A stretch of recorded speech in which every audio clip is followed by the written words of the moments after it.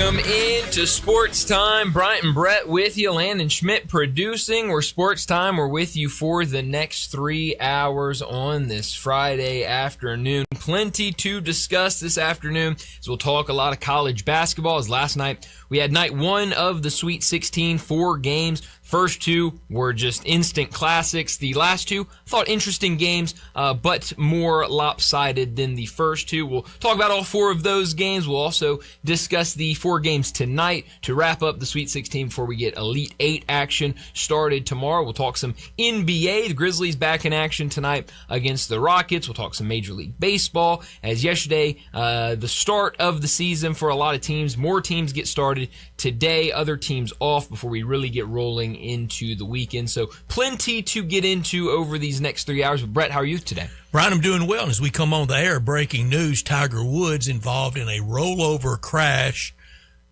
in Jupiter Island, Florida. Happened around 1 o'clock our time. There will be a county sheriff press conference around 4. No details being released of the cause or the condition of Tiger Woods, so we hope everything's okay. The photo of the damaged vehicle is making its rounds, and a lot of people on Twitter and other places agreeing with this.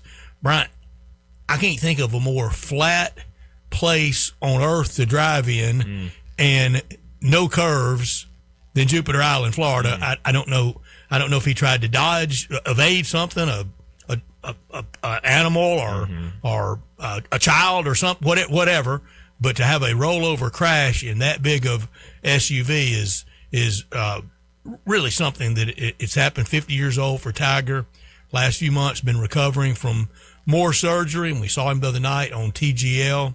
And hope everybody and everything involved is okay. Yeah, like you said, hopefully we'll get some more information, in about an hour or so. But right now, not much information out there. You said, the pictures feels a little like after Thanksgiving 2009. Yeah. I mean, it's just different from that. Serious condition was the first report. Sure. Then. Yeah, I mean, so we just know nothing, and maybe that's a good thing. Maybe it's not so good of a thing. I guess we'll find out here in about an hour or so. Because even like I had a buddy that in a group chat that texted and said something about Tiger, and it was before I had seen any of the reports, and I was like, what are you talking about? And then it was even a couple minutes later before I had even seen anything. So it just feels like there's not any information other than vague. Tiger Woods involved in some sort of wreck. So yeah, hopefully we learn some more news, but definitely hate to see that. I mean, I know a lot of people enjoyed watching him on TGL earlier this week, with some even, putting the idea out there of him maybe participating in the Masters. I would say if it's anything more than a scratch in this wreck, that is completely off the table, which I probably thought it was already off the table for him to play at the Masters, but I just definitely hope that he's all right. 3 major vehicle accidents now. The 2021 accident and near Riviera. Lucky to live through that. Yeah, and obviously, we know some of those, wrecks and what has been involved in it with DUIs and drugs and different things like that. Hope that none of that is involved here. And obviously with his injury history, it's always a possibility that something could be involved here. So just hope that's not part of it. But like I said, and like you said, hopefully by the end of the show we'll have more information about the situation. We will. You're right. Last night first 2 games, instant classics. The last 2, I didn't think. Well, one was a wipeout. The other one not very good either. And Bryant, this tournament for me, you remember a few weeks ago, Landon, as well, when we did our list of the coaches, the best coaches to never win a major, to never win an NCAA championship. I had Sean Miller on mine. I had Mark Few on it. I had Kelvin Sampson on it. I think we all had Kelvin Sampson, didn't we? Yeah. There's a reason why they're on that list. And there's a reason why they're still on it. Yep. And at this point, for Mark Few and Kelvin Sampson, if you hadn't won it by now, when are you going to win it? Yeah. No, I think you're right. And I think they were talking about it on the post-game show last night that, this was a good Houston team. It was not the best Houston team we've seen under Kelvin Sampson. And, if you couldn't win it with those teams, it was going to be hard to win it with this team. And so, we're getting later and later into the career of Kelvin Sampson. And I hope he gets it done. I hope he can win one. But, time's ticking, and it just seems like he's missed out on a lot of opportunities. And the players to go play for him in that offense. Why would you want to go play in that offense? Yeah, well, he's a great recruiter. We talked about it, and I had him a little bit lower on my list that we did the other day of the top 16 ranked in terms of coaching. Because he is just a great recruiter. He's able to bring guys in. He's able to sell them on this toughness and different things that they do. And in Houston, we know that Houston team under Kelvin Sampson more known for the defensive elements of it and really playing some low scoring games. That game last night against Illinois, I think there was like 7 combined points at the first media timeout. It was a very low-scoring game, and that's just the way they play. It can get ugly at times offensively. Looked like 8th grade basketball. Yeah, at times it absolutely did, and I thought Illinois did a really nice job, especially in that second half of exploiting some things from Houston and getting some really nice opportunities, and obviously using that to win. I did not think Illinois would be able to get this far in the tournament, especially the way they ended the regular season and into the conference tournament. But they've been a fun team to watch all season, and really, really excited to see what they can do in the Elite Eight. And I had Brad Underwood on that list, and now look here, he's in the Elite Eight. Tonight, Rick Barnes is kind of facing that same challenge. I don't think anybody thinks this is a go-for-it, win-it-all Tennessee team, but with the rumors of retirement around him and at 71, tonight could be it for him. Yeah, and this is the late game tonight. Right now, Iowa State a 3.5-point favorite. So we've talked about a lot of these lines and kind of where they're at. You especially look at some of these lines tonight. It's one of the closer lines, and so maybe Tennessee has an opportunity. Obviously, Iowa State's been dealing with some injuries. We'll see who's able to go for the Cyclones tonight. That could certainly affect it. But yeah, Rick Barnes, it's certainly getting up there. And again, he's another one of those guys. Clock is really ticking for him. Last night, though, I think Arizona would have made just about everybody they would have faced look bad. Yeah, that was such a weird game because, and it's something we've talked about all season, especially with Ty Richardson. This Arkansas team, really has struggles defensively, and it was exploited last night against one of the best offensive teams in the country with Arizona. And it was funny. I think there was a point last night, 7 or 8 minutes left in the game, and the broadcasters, they were talking through the game and just, having their own conversation like it was a 30-point game. It was a 14-point game, but it didn't feel like a 14-point game just because felt 30. It did. Just because Arizona and Arkansas was wanting to fight. Sure, yeah. Billy Richmond. It got a little hectic there late, but Arkansas didn't teed up. Yeah, it was 3 or 4 guys that were getting bad look. It was, but I didn't think Arkansas played bad offensively at all. To put up 88 points, over 40 points in both halves against this Arizona team, I thought was impressive. They just didn't have the guys defensively and what Arizona can do. They really look like and have for most of the season looked like a Final Four team and a team that can contend for the national championship. And they flexed their muscles last night. Old school team, throw it in the post and see what happens. Yeah, everything go around it. Yeah, they've got some really good bigs, and I thought that would be an issue last night with Arkansas, especially with just the lack of depth that they had, especially in the front court. Just didn't really have a lot of guys they could lean on. Arizona just a very physical team, and their guards like to get inside. Obviously, their bigs like to do work inside. You mentioned just the lack of three-pointers that they take, and so it was a physical game, and Arizona ran away with that battle. So that's certainly a team. I think a lot of people have been looking out for them, but a team to look out for to maybe go out there and win the national championship. And it looked like John Calipari early in the game was resigned to there's not anything I can do. No. I can't remember him sitting that much during a first half. Yeah. Watching him all these years, very animated up, coaching. There was a lot of times, long stretches where he was seated. It looked like I got to take it. Yeah, and that's just how good Arizona is offensively. 54 points in the first half, 55 points in the second half. I mean, it felt like every single time Arizona had the ball, they were finding a way to get points on the board. And I mean, I think he realized just very early that they really didn't have anything defensively that could slow anybody on that Arizona team. What are you down. going to draw up? Yeah, I mean, it's tough against that team, especially, I mean, the deficiencies that Arkansas has had defensively this season. I think he realized early, we just have no answers for this. And you take a bracket as it comes to you. I Yep. mean, you can only play whatever is advanced, but Arkansas and Arkansas fans watching that game had to have that moment of clarity, of reality, of this isn't Oklahoma, this isn't Sure. Ole Miss, this isn't even Vanderbilt, and this isn't Hawaii, and this isn't High Point.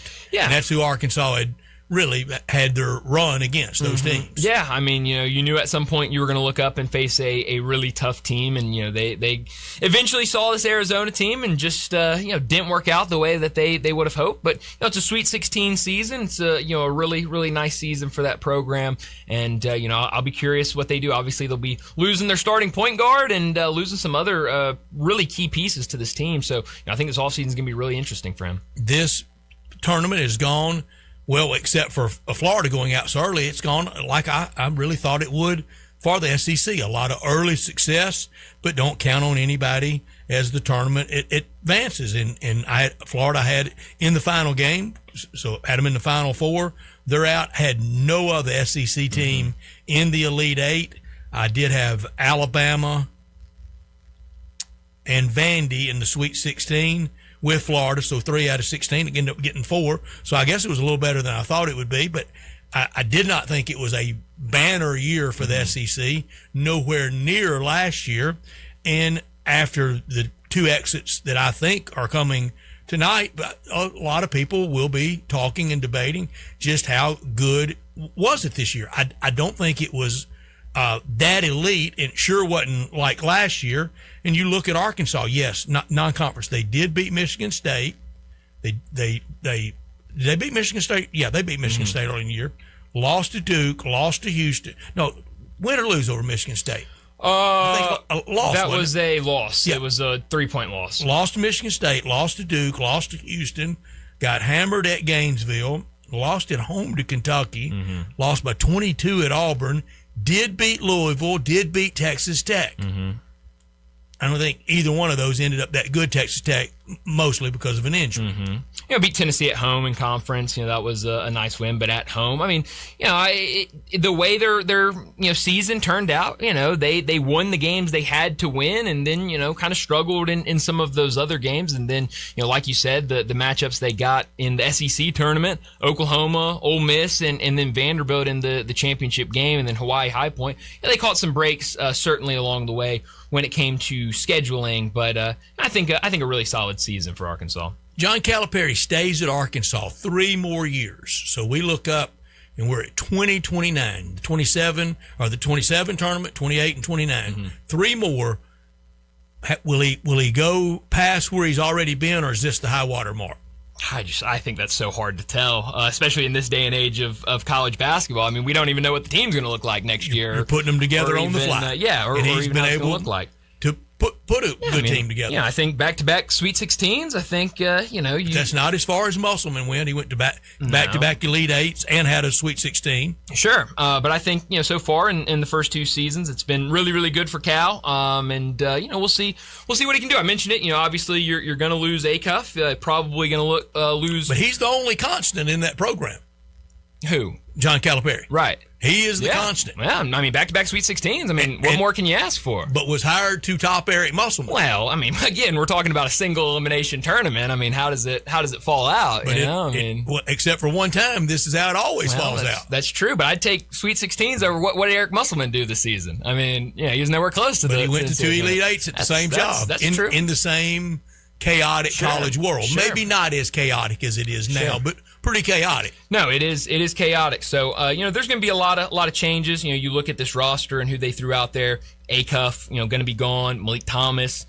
probably would be gone. I would assume. That's Ewan, 2 first rounders. Sure. Ewan is a senior. Brazil is a senior. And then who knows what happens with a couple of these young guys. DJ Wagner. There's been some talk about maybe he enters the transfer portal. Obviously Carter Knox was injured for the last half of the season. Billy Richmond could certainly come back. Nick Pringle, a senior. So a lot of those guys you relied on, especially these last couple of games of the season where you're talking about only a 7-8 man rotation. A lot of those guys are going to be gone, and so how does he regroup? I don't know what their recruiting class looks like. I haven't really kept up with it, but obviously he'll go into the transfer portal and really look to revamp this roster. And here's one thing we know you have to replace, and how many times has Arkansas had this kind of player? You got to replace the freshman of the year, the SEC MVP. The SEC tournament MVP. That's all one person, Darius Acuff. You sure you can go out and get that every year? Yeah, no, you can't. I mean, that's and they got him from Tom Izzo and from Dusty May in Detroit. Yeah, I mean, that's a lot of teams are going to be asking that with how good this freshman class was. Can you go out there and replace some of these top tier freshmen around the country? I mean, I have seen some of these more NBA guys that are draft guys or at least starting to look at the draft, and I mean they are just freaking out about some of the numbers that these freshmen are averaging this season. I mean it has been an unbelievable season for the freshmen. So no, it's going to be really really tough to replace those guys. They've got a 5-star shooting guard coming in next year right now. Committed J.J. Andrews from Little Rock. So, bringing in a 5-star, they've got another shooting guard, 5-star committed in Jordan Smith. So, they've got a couple 5-star coming in. Obviously you'll need to go out there and get your point guard. But, if I'm Cal, I'm probably looking out there in the transfer portal and trying to go get one of these veteran guys that have, been around college basketball. Because I think we're seeing, a lot of these, veteran guards and teams with some really key veteran players. They're having a lot of success here in March. And it's not even guys that have been great along the way. We'll see Michigan tonight. Elliot Cadeau. There was a time at North Carolina where fans would have gladly helped Elliot Cadeau pack his things and go somewhere else, and now he has been he's been phenomenal for Michigan. So I think it's going to be a really interesting offseason for Arkansas. The Little Rock point guard again, last name JJ. Shooting guard, JJ Andrews. JJ Andrews. Here's your charge, JJ. Go be freshman of the year, MVP of the tournament, and SEC player of the year. Good luck with that. It's an impossible thing to ask anybody. My 2029 prediction, we've hit Pete Cal in 2 years. This is as good as it gets. I mean, it could be. It's this is really why hard. Kentucky grew frustrated. Yeah. How about this? The commit, and this isn't saying much, obviously, but it is interesting. They have one guy signed, J.J. Andrews. He's already signed. Jordan Smith is committed. He is a higher ranked recruit than Darius Acuff. So maybe Jordan Smith is the guy you should be pointing at, saying good you're luck, the Jordan. one to replace. I'll say to Jordan and to JJ, good luck. I do know this though. Nobody has ever won less championships with more NBA first rounders than John Calipari. Well, he has. He's still shining one trophy. Wow, that's a lot in college basketball. Not many that's won more than one, but I mean they're certainly hoping. When you see John Calipari, you expect those championships. So we'll see obviously what they do with this season wrapping up. We'll talk about all these Sweet 16 games here a little bit later in the show. We'll also talk about tonight's games as well. But let me set up today's show before we get to top and not top story of the day. 3:30, Alan Bell from Driving the Line. He'll join us. We'll talk wagering with him. We'll get his thoughts on all the games tonight. Maybe get his early thoughts on those 2 Elite 8 games tomorrow night. We'll also talk Major League Baseball with Alan. Maybe even get a pick or two over in college basketball. So plenty to discuss with Alan Bell in terms of wagering. 3:45, we'll go back to last night, talk about those 4 games. I thought a great night of Sweet 16 action. Hopefully tonight can live up to it. And I think tonight is the better night of games, if I'm being honest. So, but at 3:45, we'll talk about last night's Sweet 16 matchups. 4 o'clock, Bruce Marshall from the Gold Sheet. He'll join us. We'll talk more wagering with him. A lot of college basketball. We'll also get some MLB, maybe even a little NBA with Bruce Marshall at 4 o'clock. 4:30, we'll talk some Grizzlies as they're in action tonight against the Houston Rockets. We'll also talk some other news and notes around the NBA. And It was close. They kept it really, really close. Sacramento did, but the Magic snapped that 6-game right at the end streak. They really did, but a fun game nonetheless. We'll talk some other news and notes around the NBA, including it is being reported by Shams Charania earlier today what Commissioner Adam Silver has proposed to owners to kind of his anti-tanking policies. We'll go through those. Not a huge fan of them, but we'll talk a little bit about that at 4:30. 4:45, we'll get the big number of the day. 5 o'clock, we'll talk about these games tonight in the Sweet 16. I think 4 extremely entertaining games on tap. It starts a little bit after 6 o'clock with St. John's and Duke, Alabama, Michigan. A little bit after that, 8:45, Michigan State and UConn, and then the last game of the night, about 9 o'clock, Tennessee and Iowa State. So we'll talk about those 4 games, maybe even start taking a look at those 2 games tomorrow night. 5:30, we'll talk about what's trending. At 5:45, we'll wrap up today's show like we always do with Moe's Crunch Time. Well, let me remind you, in our Family Leisure Studios, where family and fun come together, the Floor Model Spa Sale, it's going on right now at Family Leisure. It's time to make room. Deep discounts on over 100 display models and in-stock hot tubs, swim spas, and cold plunges. Have you been dreaming about a new spa? Well, now is the time to buy. Spas as low as $99 a month with over $1,000 in free upgrades with every spa purchased. $8,000 spas only $159 a month with free LED lights and a waterfall available on most models. Head out there to Family Leisure, 2120 Witten Road, just north of I-40. And as we get breaking news on Tiger Woods, we sure will pass it along. He's Brian, I'm Brett, our producers Landon Schmidt. We're Sports Time, we're live and we're local and with you until 6 o'clock. We want you to be with us by texting or calling 901-360-8255. That's the Sissy's Log Cabin text and talk line. All our guests will appear on the Sissy's Log Cabin guest line at 901-360-8255. Always from our Family Leisure Studios, in this hour, every day brought to you by Lexus of Memphis at 2600 Ridgeway and online at lexusofmemphis.com. Great offers on all 2026 models and always special leasing options. Drive in luxury and confidence, knowing that every new Lexus comes with complimentary first and second maintenance services. You can call them at 901-334-9673, but they invite you to stop by the only Lexus dealership in Memphis at 2600 Ridgeway, and that's where you can put yourself in the driver's seat of the all-new 2026 flagship LS500, and you'll be looking and you'll be driving in style. When you purchase a Lexus, you get top-of-the-line engineering and design, and they make for the safe luxury driving experience. Online at lexusofmemphis.com. Experience amazing at Lexus of Memphis.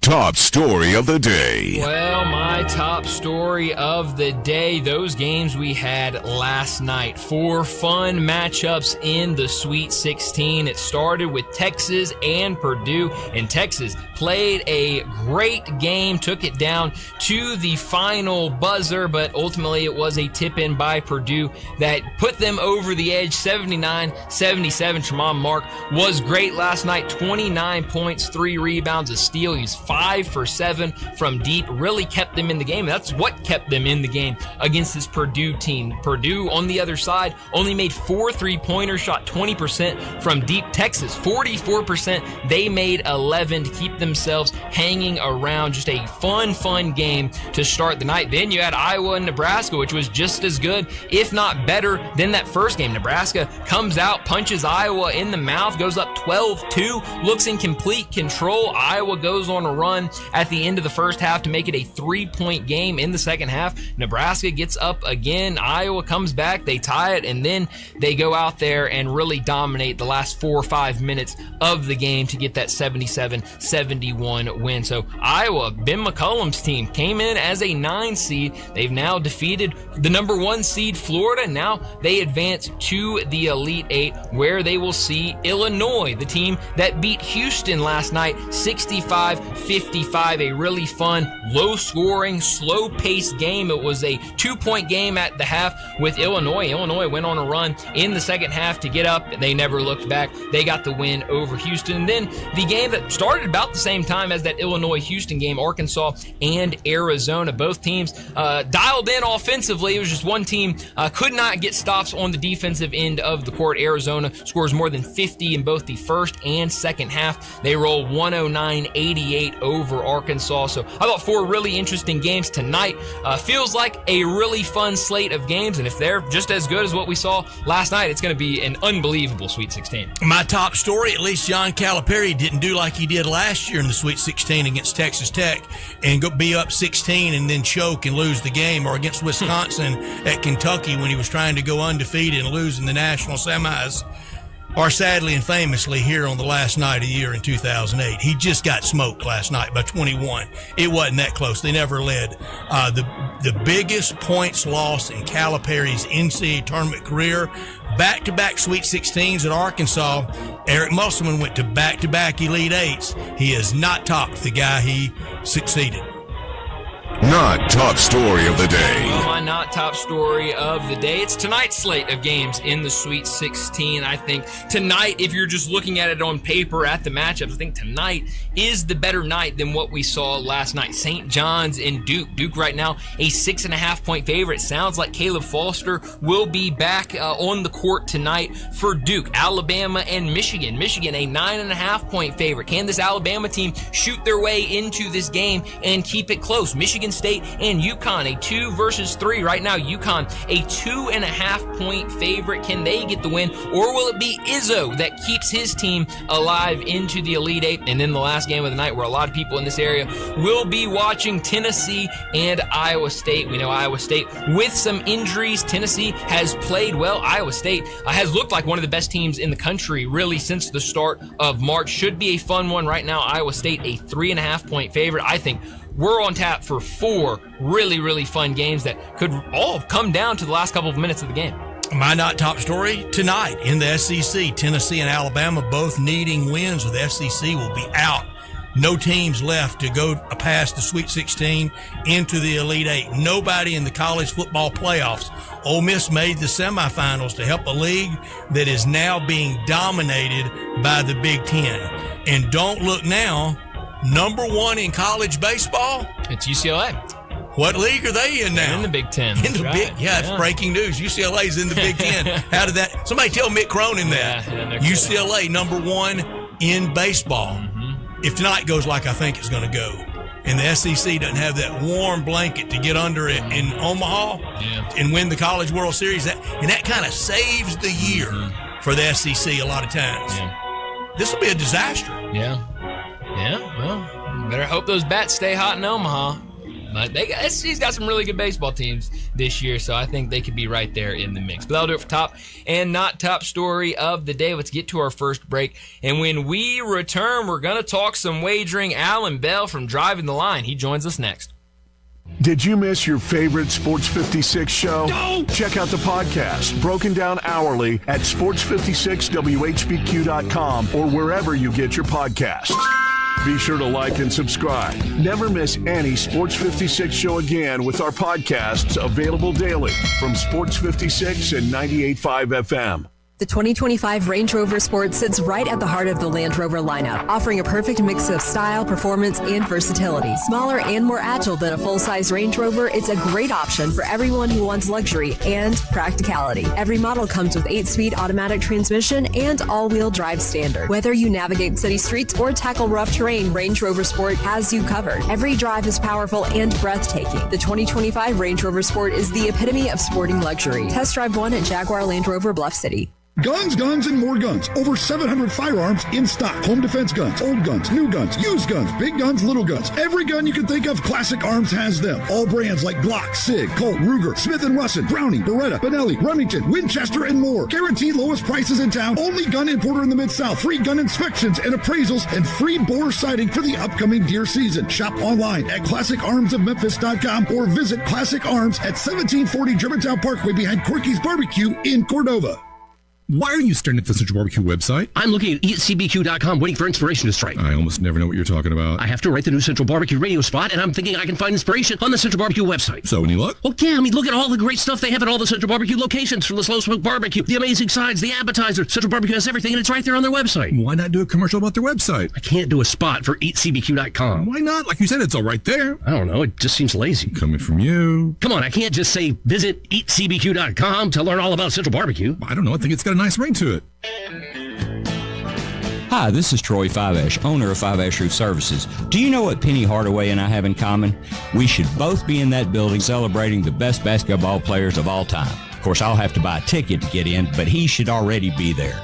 But seriously, we both surround ourselves with the best people we can find. We work hard to achieve our goals, and we are both among the best in our respective fields. At Fiveash, we can't win titles or get national awards, but what we can and do strive to do is give 100% of ourselves to give you the best product possible and one you can be proud of. So if you need a roof, siding, or gutters, give us a call at 901-367-0050, and we will do everything we can to provide you the best of everything. Fiveash Roofing. Fair, honest, and ethical. 367-0050 or memphisroofer.com. 367-0050 or memphisroofer.com. Fiveash Roofing, it's what we do. We're here for you.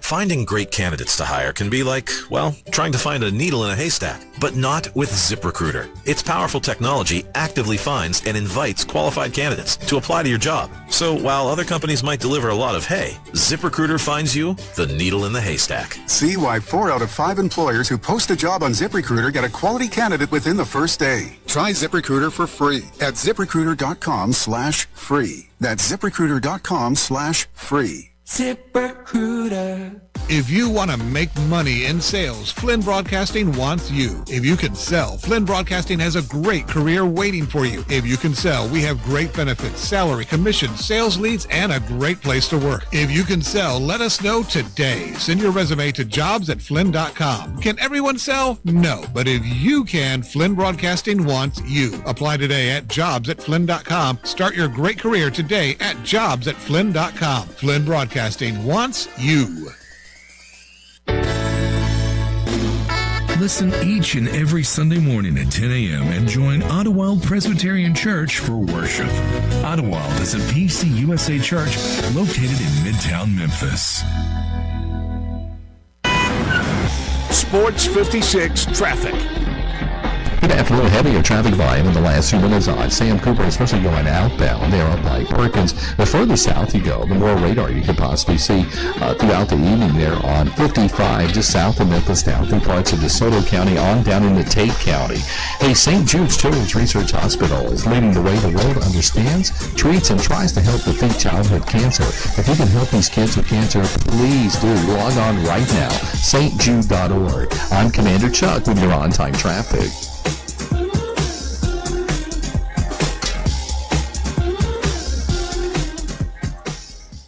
Now back to Sports Time on Sports 56 and 98.5 FM.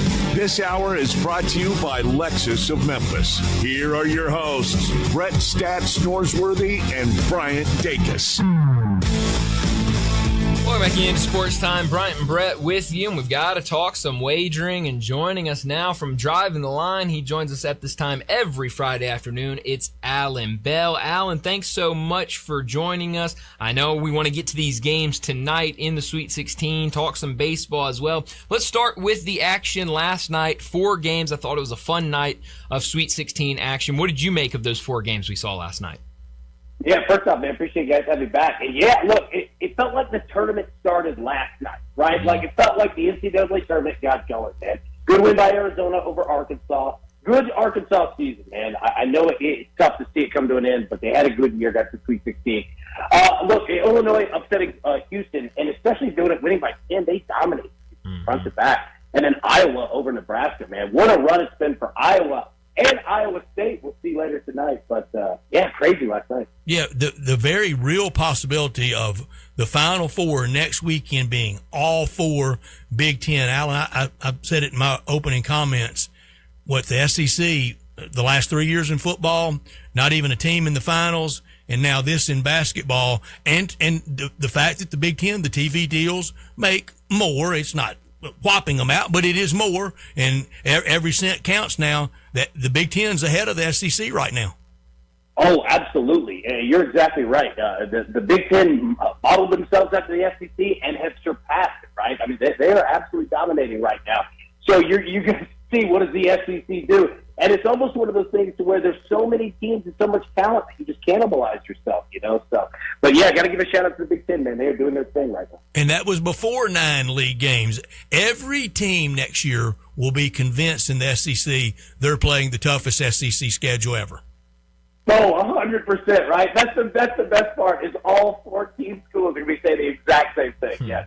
No, they absolutely will be. Let's look at these games tonight. It starts a little bit after 6 o'clock on CBS. St. John's and Duke. I'm really interested in your thoughts on this game right now. Duke is a 6.5-point favorite. The total 141.5. Caleb Foster, I believe it sounds like, is set to return to the starting lineup tonight. What do you make of this matchup that gets started here in just a couple hours? Get all your pictures of Rick Pitino in that you can, because I got a feeling that Duke is going big tonight. Look, man, it's been a great season for St. John's. Love to see it. But I think Duke, after that scare they had against Siena, coming back against TCU, hammering down on them, and then getting to go home, have a week of practice, and come back at it, I guarantee Sean Shire has that team focused because they understand you can't mess around anymore. Give me Duke by 6.5. I'm just going to keep rolling Duke until they tell me that. Who is the team that the tournament goes through? Is it from last night, Arizona, or is it Duke tonight or Michigan tonight? Man, great question. Look, I think Duke, but again, this Michigan team has scored 100 points more than any other team that we've seen, and I think they're going to put it on Alabama tonight because Alabama, if their shots aren't hitting, has a lot of free transition basketball, and Michigan flush you with it. But look, I like Arizona as well, but I still think Duke. Where would you go? I mean, Arizona, Michigan, Ohio State. I mean, they could win it all, but I think Duke. I'm going to go recency. The last thing I saw last night before I went to bed was Arizona, and it was pretty impressive. No, they're unbelievable. You know who else we're not talking about? It was a tight game. Purdue is playing good ball right now, man. But, yeah, I'm with you on Arizona. They look great, yeah. Last night for Iowa, 5 turnovers in that pressure-packed game, that intensity, and only turn it over 5 times. At this point in the tournament, no surprise, we are seeing some elite teams, and the coaching level is very high. Oh, my gosh, yes. I mean, go back to the game last night. I mean, John Calipari was coaching his tail off. There's only so much you could do, against a team like that, right? And I mean, again, having a Duke and then Rick Pitino. I mean, just keep going down the list. The coaching here. Tom Izzo tonight. We're going to get, it's star-studded. And you know what? You bring up a great point. We're talking about so many good coaches because look how important that it is. These teams are great coaches in the end. Yeah, they're here. Houston loses by 10. They only turn it over 5 times. Illinois turns it over 10 times, and they still win. It was unbelievable because Houston usually bullies teams, right? And I mean, right from the gate, man, they were just getting bullied out bullied themselves. Got to give credit there to Illinois. And they've quietly been playing phenomenal basketball as well. So it's a leading trip for them. It's still stunning, Alan, that Florida is out of the tournament. The defending champion not even making it to the Sweet 16. I know, and the fact that you bring that up, like, it feels like it was just forgotten. Like, and this team was so good. Like, we talk about Michigan and what they've done. Florida was the original one doing it, right? Yeah, it's wild to see the Gators going. Every Florida November, December shortcoming, question, liability that we thought had gone away all reared its head in the second half last Sunday. Yeah, it did. And that's how scary this tournament is, man, because one half of a bad half, and your season can be done that quick. So as much as we talked about like a team like Duke, buddy, you better be ready to go. You better be ready. And I hate it for Kelvin Sampson in Houston, but we're about 40 years removed from Phi Slamma Jamma. It could just be, when it's all said and done, the basketball fate is this. If you didn't win it with Akeem Olajuwon and Clyde Drexler, you ain't winning it. You know what? You might be exactly right. It ain't going to happen if you didn't do it with those two. Right. Oh, you mentioned Izzo a second ago. I think that could be the best game of the night. Michigan State and UConn right now. The Huskies a 2.5-point favorite. The total 136.5. What are you feeling on this one? All right. So UConn is the better team overall. Not by much, but they're the better team. Michigan State has gone through the ringer this year and come out on top over and over and over again. I'm taking Michigan State plus 2.5. This team literally has had backs against the wall this whole year, and they haven't been afraid of it once. UConn's a great team. They're favored for a reason, but give me Michigan State, Tom Izzo, plus 2.5. This team, man, they fight. They like it. They want it. Give me the style of game. Is that Michigan State with something in the 60s, or can they win with something in the 80s? Man, you know what? They can score. They don't want to, right? Like, they definitely want to keep there in the 62 to 59 type of range. But Michigan State can score. They have to get to the free throw line to do it. I kind of dig the under 136.5. So I think it's going to be tight. I like that. In the last game of the night, Tennessee and Iowa State. Right now, Iowa State a 3.5-point favorite. Total 139.5. What do you like here? First off, I like the under in this game. Iowa State can play very serious defense, and Tennessee can play defense too, right? So you're going to see really the bet is going to come down to how many points can Tennessee score against that Iowa State defense. Are their threes going to be hitting? A lot has to go right for Tennessee in this game. Not saying it can't. Rick Barnes, another one of the legendary coaches out there, but this Iowa State team and that defense is for real. Be careful. I like the under, but I'll go Iowa State 3.5. Tennessee scored 79 in their win over UVA. They scored 78 in their win over Miami. Can they beat Iowa State winning with something in the 60s? Is that the way? Yeah, they can. Yeah, you know what? Because, look, with Tennessee, I think Tennessee can win in a points game. They can win in a defense game. But if they're going to win in a defense game, they have to be so efficient with their shots. They can't give transition ball to Iowa State. So, yeah, they can win tight, but they're going to have to drill their threes and be money at the free throw line.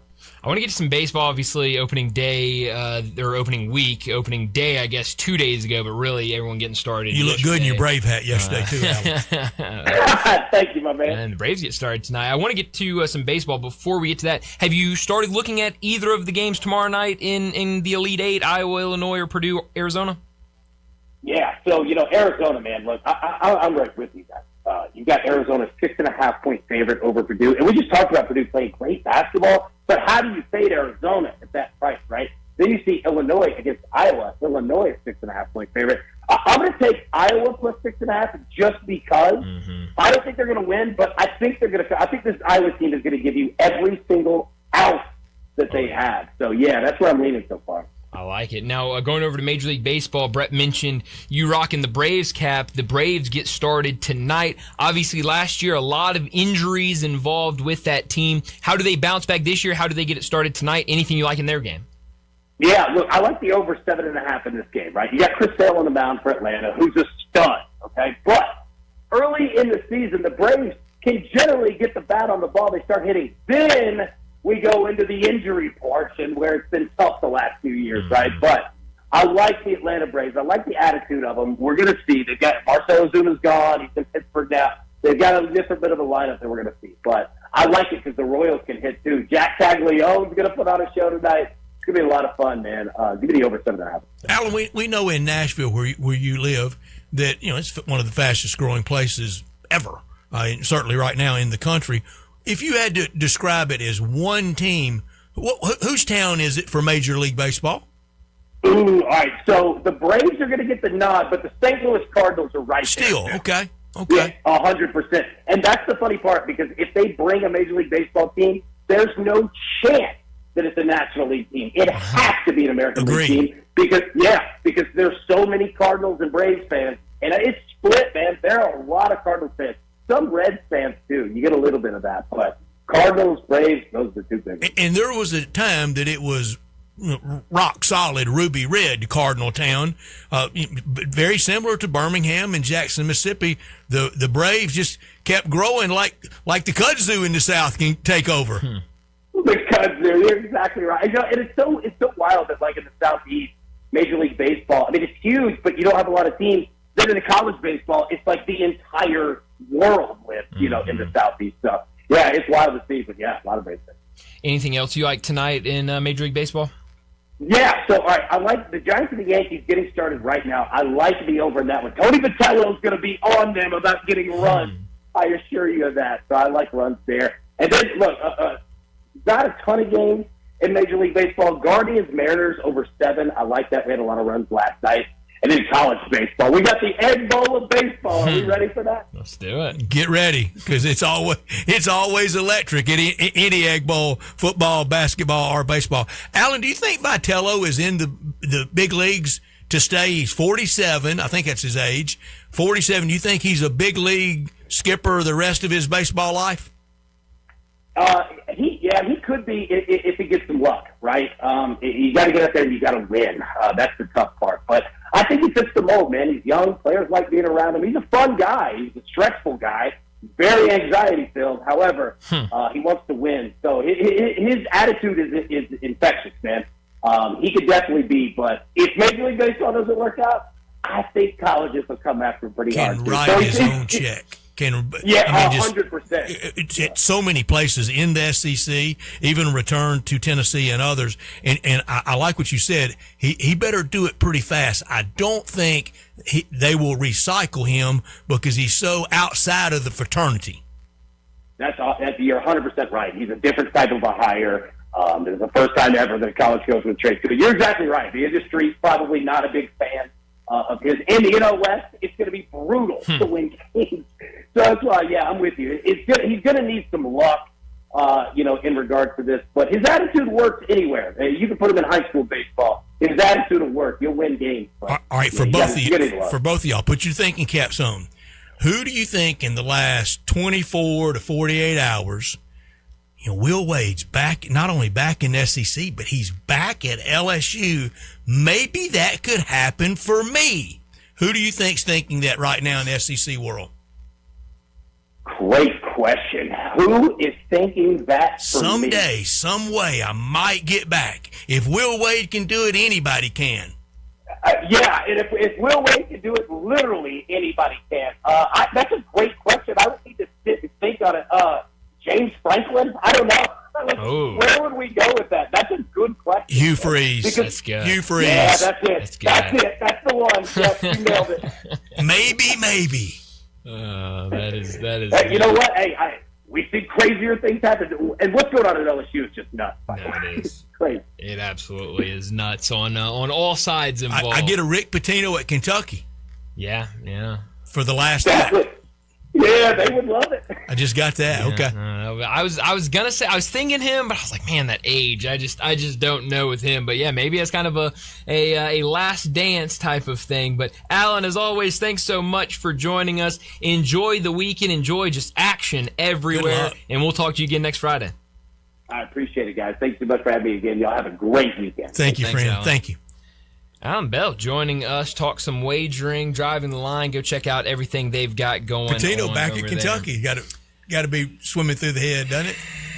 Yeah, I don't know, man. I mean, how many more years does Pitino have in him? I mean, he's one that he's gonna coach till he drops. But man, I don't know how long that's gonna be. Did you see the interview with him and Grant Hill about the game, the pass? It was really good. Was it? No, and it takes it like he would take it, like a man. He goes, I sure wanted it to be different, definitely. But I was proud to be a part of that great game. No, definitely. Yeah, but I'll have to go check that out. And he said, really in sports, you don't always win.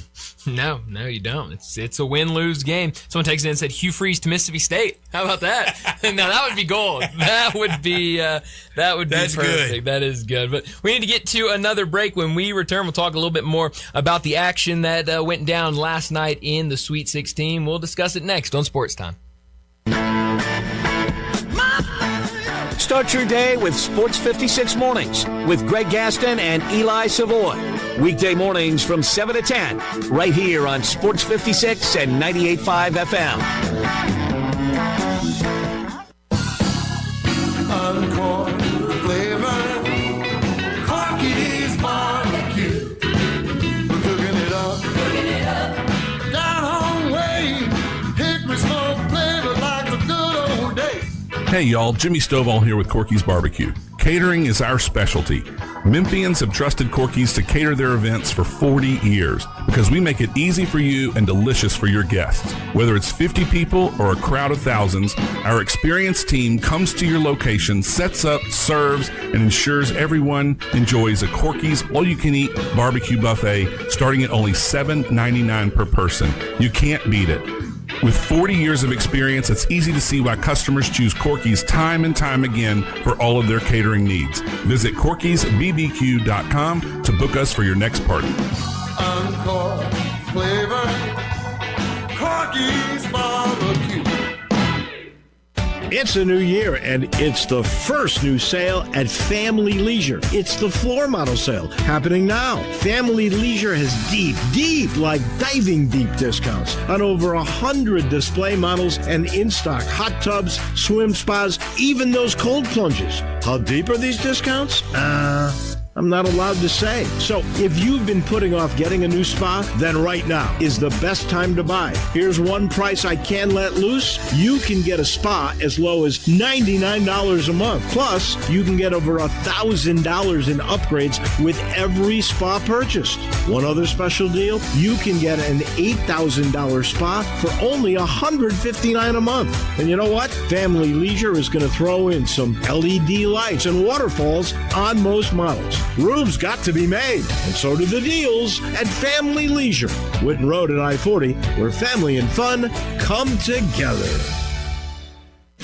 Remember when a spring day meant sunshine, animals, and nowhere you had to be? At the Memphis Zoo, spring break is the perfect excuse to get outside and explore. Meet adorable new animal babies, hop aboard the zoo train, take a spin on the carousel, or soar above the zoo on the zip line. Discover new foods and retail along the way, and grab a classic Motorama souvenir. Bring the kids, meet friends, or enjoy a quiet afternoon. The Memphis Zoo, creating adventures, saving wildlife. I'm Gary York. I'm the service director at Lexus of Memphis. Our service department wants to be more than just a place where you get your oil changed. We do glass repair, windshield replacement, recalibration of your camera and sonar systems, even wheel repair, tire replacement, all the things you would expect from a luxury automotive dealer. Please check out our website. You can schedule your appointment, check out our specials, hours of operation, or if you'd like to do it in person, please reach out to one of our associates at 901-271-5199. Air. We breathe it naturally. Simple, right? Not so fast. The air you breathe could be hazardous to your health. Don't guess. Be sure with a phone call to the Memphis Mold Inspector, the only licensed mold assessor in the Mid-South. Call the Memphis Mold Inspector to check the air quality inside your home and office. Protect babies, pets, new homes, old homes, employees, friends, loved ones, and you. Just call 901-292-7788 for clean air and peace of mind. 901-292-7788 for the Memphis Mold Inspector. Now back to Sports Time on Sports 56 and 98.5 FM. This hour is brought to you by Lexus of Memphis. Here are your hosts, Brett Stats Norsworthy and Bryant Dacus. Last night we got the Sweet 16 started. 4 games. We'll have 4 games tonight. But we can talk a little bit more about those 4 games. It started with Texas and Purdue, a really fun back-and-forth game. Tramon Mark was just lights out, shooting the ball to keep Texas in that game. Swain was good. I want him on that with that third Grizzlies pick. He is really, really talented. But they had a couple guys get a little banged up towards the end of that game. You kind of felt it. Titus was flaky. Yeah, you're like it felt like late. It always felt. No matter how that game was playing out, it felt I never thought Texas was going to seal the deal. No. Never. No. It felt throughout, okay, Texas can keep it close, but especially in that second half, the way it kept going, the way that Trey Kaufman-Wren and Oscar Clough, they were just grabbing every single offensive rebound they could grab. They were doing pretty much whatever they wanted to do inside. You felt like you would end like that. Yeah, that's incredible. You can make 4 in the layup line. That's right. Yeah, in both these teams, 7 for Texas. That's right. It's not like Texas was dribbling off their leg, But Purdue is built for this time and probably deserved. I hate that word. Mm-hmm. They earned it. But this is their time to win that kind of game. Sure. Yeah. The way they've brought these guys back and really, built around them, it's the reason why preseason, they were by far and away the preseason number 1 for a lot of people because of everything they brought back. My preseason Final Four, and I said, a lot of them will probably end up bracketed with each other. It was Purdue, Houston, Texas Tech, and Arkansas. Yeah. So Purdue's all I have left. Yeah, that's right. And so you're riding them November 5th. But yeah, it's a reason a lot of people pick them is because they've got these veteran leader guys on their team, and they went out and got a guy like Oscar Clough, who has been hit or miss pretty much all season, but that's a really solid team. And when you needed one of those big men to step up, I had Matt Painter on that coach to not win a major. No, and he's certainly right there. But they those veterans stepped up when they needed them to seal that game last night. Really fun. We'll see what this Purdue team can do in the Elite Eight. Iowa, Nebraska was awesome. I mean, I thought Nebraska had them. I mean, it really looked like it. Nebraska came out. I was kind of pulling for them, but didn't care. Yeah, I was pulling for Iowa. I was all Iowa in that game. Now I don't know who I'm going to. Financially speaking, or just fan speaking. Love Ben McCollum, so wanted to see him get the win. Then I realized I had Purdue in the bracket, one of my Elite Eight teams. How about that? And so then you had to be you definitely had to be rooting for them. But I mean, this was a really fun game. The way that Iowa was able to come back and then even go down again in the second half and storm back and really dominate the last couple minutes of that game to secure that win. Really impressive stuff from Ben McCollum's team, and now they'll face Illinois in the Elite Eight, and that's going to be a game. Nobody had either of these teams going to the Elite Eight, and so one of those teams will make it to the Final Four. It's just really hard to believe. If you were a casual college basketball fan, and at the same time with no logo stuff on, nothing to distinguish who they were with, and you were walking through the Salt Lake City airport, could you really tell the difference between the Iowa team and the Purdue team? No. There was a time or two last night with the back channel hitting back to one game from the other. I was getting a little confused. Well, Iowa, Nebraska, if they were just both teams just playing in white jerseys, no color or anything, I mean, you wouldn't have been able to tell the difference between those. Like when Army-Navy plays. That's right. I mean, they're very similar, and obviously kind of all there, kind of in the same area, same region, so not and hard some of those hometown and high schools. Oh yeah, and it's out of central casting for Hoosiers. No, it definitely is. It definitely is. But hey, they've got good basketball up there, and you're seeing it right now. So I thought that Illinois win, the way that they were able to do it and pull that upset over Houston was really impressive. What they have done with this roster, bringing in some really interesting guys, not only through the transfer portal, but overseas guys to come in and play massive roles for them. This team has been built the right way in terms of kind of having those older guys. They were able to advance. And then the game we talked about a lot in the first segment, Arizona running away against Arkansas 109-88. I thought just a really fun night of basketball last night. Yeah, Arizona would have put it on most people. Long, hot, lonely summer for Kelvin Sampson, isn't it? Oh, yeah. No, it is. And final game last year, Sweet 16 this year. Yeah, and I was having a conversation with a buddy last night, and you talk about this Houston team. There aren't many teams in college basketball, or as many coaches in college basketball, that have been as consistent as Kelvin Sampson and this Houston team. I mean, year in, year out, we're talking about this is a team that could go and win a national championship, and they always fall short. They're always super competitive and have some really great teams, but they just fail to reach that hump. I had a buddy that got mad at me for calling it the hump and going, well, I mean, how's the hump winning the national championship? Believe me, I think everybody that knows me knows that national championships are very hard. I believe national championships are very hard to win, especially in college basketball. But this hump for Kelvin Sampson, I think if you went and asked Kelvin Sampson, what is the one thing you want to do the rest of your career, it would be to win a national championship. I would call that the hump to get over, and just the fact that he has not been able to do that. It's hard to watch. I know a lot of people here kind of rooting for Kelvin Sampson. I know we've been rooting for Kelvin Sampson to really go out there and get that national championship. So, it'll be another year, and, clock's ticking, and, there's obviously been retirement rumors around him the last couple of years of kind of getting close to it. So we'll see what happens with that Houston program moving forward. But we need to wrap up this first hour, get to a break. Later in the show, about 5 o'clock, we'll talk about those 4 games tonight, really go in depth about those 4 matchups. Right now, we need to get to a break. When we return, we're talking some more wagering. Bruce Marshall from the Gold Sheet. He joins us next.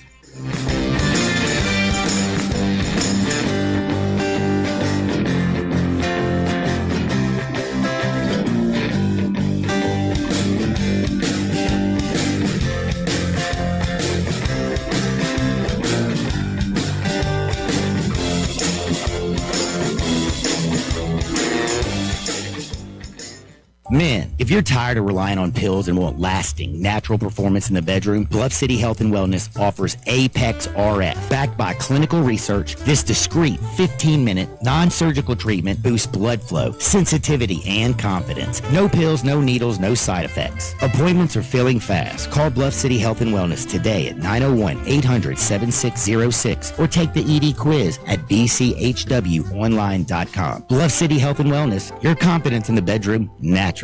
This is Julie Molay-Mary, and I'm with Mark Spensdorf Realtors. I wanted to dispel any rumors about Sheldon Rosengarten, also with Mark Spensdorf Realtors, being the worst golfer in town. Is that what you wanted me to say, Sheldon? Yes, Julie, with your stellar career in real estate in Florida and now here, and you also being the Florida Girls State High School champion, in addition to playing for Florida Gulf Coast, I know people would want your opinion about my golf game. Well, Sheldon, it's a good thing you're great at real estate because your golf game is underwater, where most of your golf balls end up. Thanks a lot. You know, people often say that when you want the job done, you call Sheldon. Yes, but they also say that if someone is wanting to sell a home or buy one, I make it easy, so they call Julie Molay-Mary at 305-0112. Got it. And you can reach me, Sheldon Rosengarten, at 483-0546 or MemphisRelocate.com. That's MemphisRelocate.com or 483-0546. Finding great candidates to hire can be like, well, trying to find a needle in a haystack, but not with ZipRecruiter. Its powerful technology actively finds and invites qualified candidates to apply to your job. So while other companies might deliver a lot of hay, ZipRecruiter finds you the needle in the haystack. See why 4 out of 5 employers who post a job on ZipRecruiter get a quality candidate within the first day. Try ZipRecruiter for free at ZipRecruiter.com/free. That's ZipRecruiter.com/free. ZipRecruiter. These statements have not been evaluated by the Food and Drug Administration. This product is not intended to diagnose, treat, cure, or prevent any disease. I spent years living in fear of calcium oxalate crystal stones, always afraid of when the next one would hit. Now, I just take Kidney Cop. Battling calcium oxalate stones? It's time to try Kidney Cop, a doctor-recommended kidney supplement that has been shown in laboratory tests to reduce the growth rate of calcium oxalate crystals by 99%. Get Kidney Cop today at Amazon.com, Walmart.com, or KidneyCop.com. Hi, this is Lauren Choate with Choate's Air Conditioning, Heating, Plumbing, and Electrical. Taking care of families isn't new to us. It's what we've done across the Mid-South since 1958. Now celebrating 68 years in business, Choate's is still family-owned, award-winning, and committed to doing things the right way. With honest service, expert technicians, and industry-leading warranties that bring real peace of mind. To celebrate, we're offering our $68 deals. Get our $68 early bird AC tune-up special, or just need Freon to get you cooling, get $68 off per pound. If your system is struggling, don't wait for it to fail on the hottest day of the year. Upgrade today and get up to $2,000 in Carrier Cool Cash rebates on select Carrier systems. Plus, enjoy 60 months no interest financing on new HVAC systems, generators, or tankless water heaters. Call Choates at 347-8086 or visit HVAC.com today. And remember, let our family serve your family. Sports 56 traffic. It's starting to crank up even more at times, especially on Sam Cooper going outbound. As you work your way back towards the interstate there on Sam Cooper, a little bit of radar on and off south of Memphis. It's been that way since lunchtime today at times. So be careful down through South Haven, especially there south of Memphis on 55 going southbound. Hey, don't let a slipping transmission make things worse on your car or truck. If you're having transmission problems, come to the experts here in Memphis with 2 locations at Amco Transmissions. I'm Commander Chuck with your on-time traffic.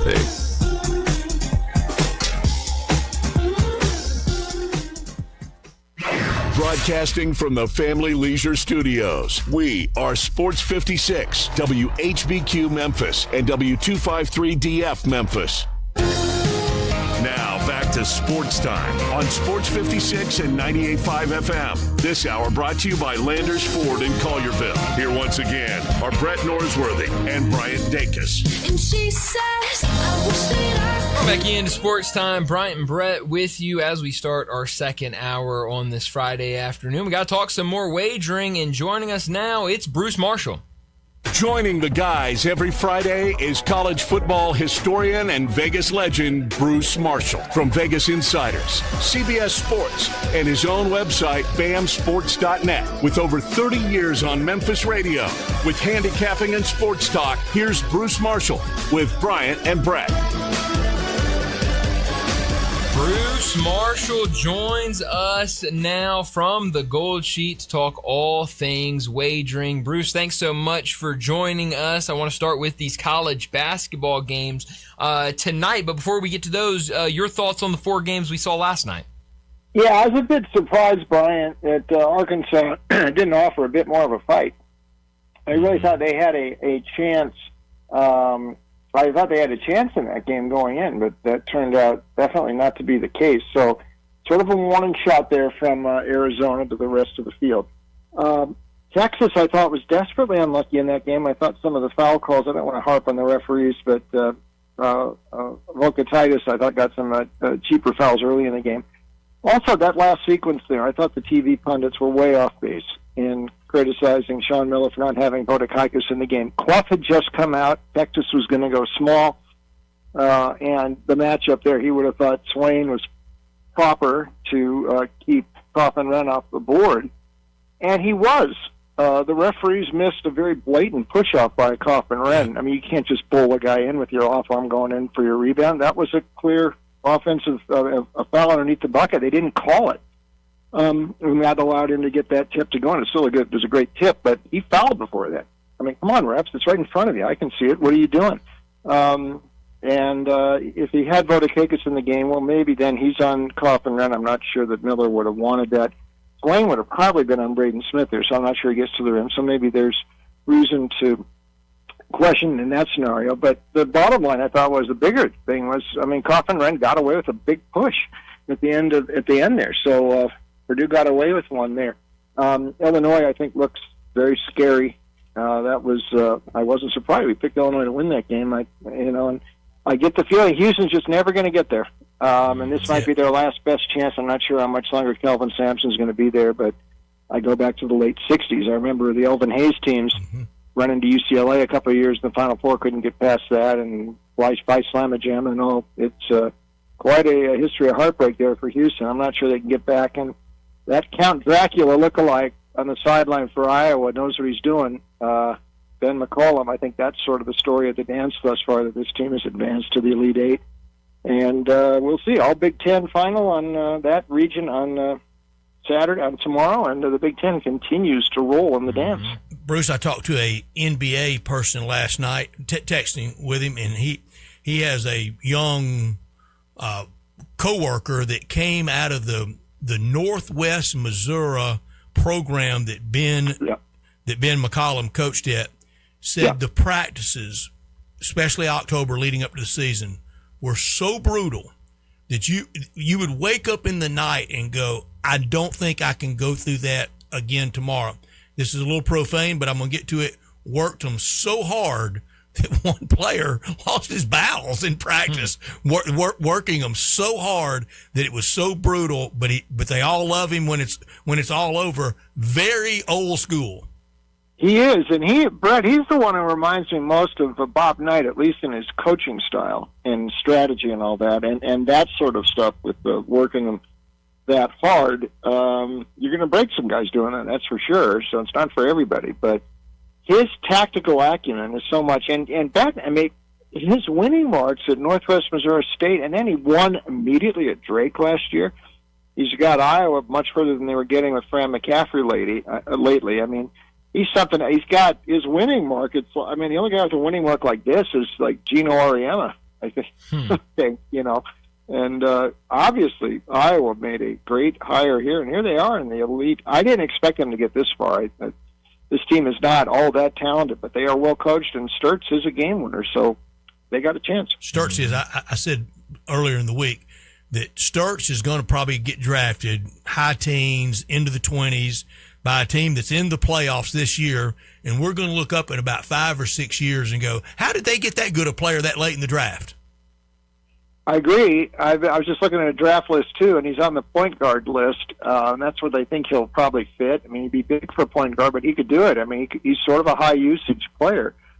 So you're right. He'll probably go to a better team and be able to ease into it. I mean, he is a coach on the floor, too, so smart. The one thing Iowa was doing lately, he had 20 last night. Another good effort for him. But last weekend, he wasn't putting up huge numbers. He was helping out in other ways, including that last basket by Fulgaris to beat Florida on Sunday. But they were winning some games without Sturks having to put up 20-plus. And I think that's the progression that Iowa's made this year. They didn't always have to lean on him.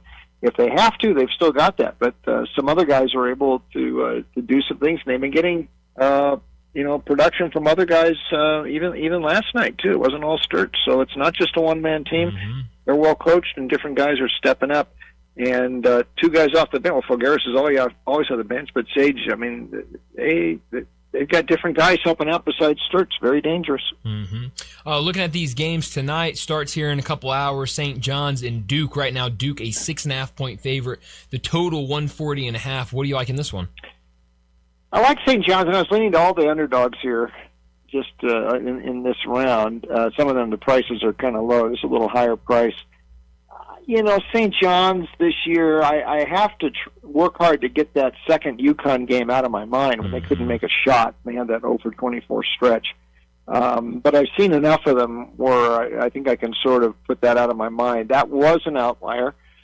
That's the only loss they've had in their last 22 games, and I think Rick Pitino has coached around that deficiency, the shooting deficiency, to keep his team up where it is, although they have been hitting threes a little bit better. I mean, last weekend they hit 10, 11 threes in both games. So they're going to come at Duke with something different. I think Duke is better off. We'll see more of Ngongba tonight. He only got 13 minutes on the floor against TCU, but his presence will relieve Cam Boozer from playing the 5, and that really means something on the defensive end, because Boozer's not going to be his most effective as a rim protector. That's why you have Ngongba in there. So I think you'll see more than 13 minutes from him tonight, but still no Caleb Flosser. The point guard is Duke has had several struggles without him in the last few weeks. I think this is going to be a close game tonight, and Pitino can turn this into Big East bully ball and have a chance. And by the way, he'd love to beat Duke. It's, 34 years since Christian Laettner broke his heart in the Elite Eight when he was at Kentucky. So a little extra kick in there for St. John's. They might win. I don't know if they can win, but I think they can stay close, so I'll take the 6.5. We know there's going to be one Big Ten team in Indianapolis next weekend. We feel pretty good. I think most feel pretty good about at least one more, that being Michigan. Purdue's got to have some magic against Arizona, and I think Michigan State tonight and on Sunday's got to have some magic. But if all four from the Big Ten, it's going to be the death of the SEC. Well, this year, the Big Ten's the best league, and it's sort of cyclical. The SEC could have said that last year, although, and they won the title with Florida, so it is sort of cyclical. But right now, I mean, this year, it's the Big Ten, and I could see, a lot of, they could see a lot of Big Ten in the Final Four, maybe the whole thing. I mean, I think that could still happen. Mm-hmm. I wouldn't want to see that, and I don't think it's going to happen, but I think it's pretty clear. And what we've seen in the dance thus far, and what we've seen throughout the season, this is the Big Ten's year, so maybe it's appropriate that they have so many teams here late in the dance. Jim Delaney told us at one point that they were really a basketball league.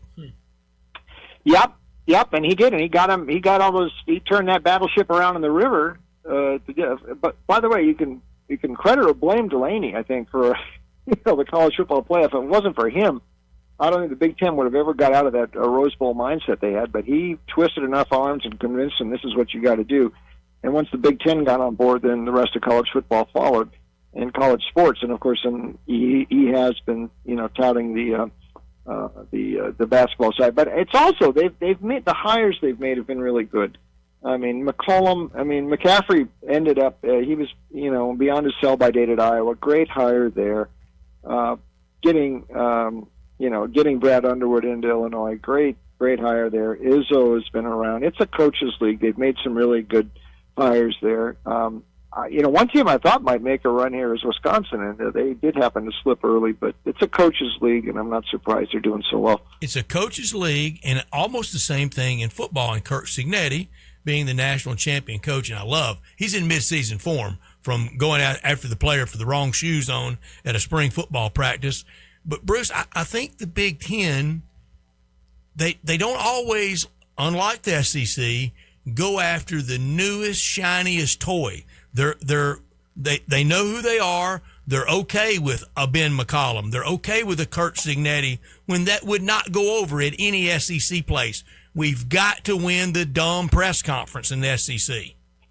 Yeah, that's right. And I think it's worth noting, though, just as we're touting the Big Ten, I don't think the Big Ten has won a national title, though, since Izzo won it 26 years ago. That's correct, 2000. So, but they are overdue. But you're very correct with that on the football side. I mean, they've taken charge, too, and you're right.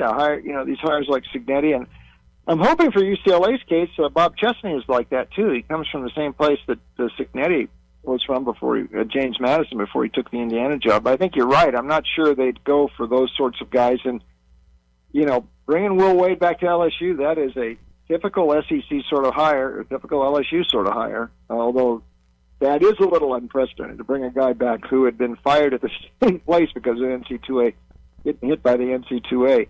But and being investigated by the FBI.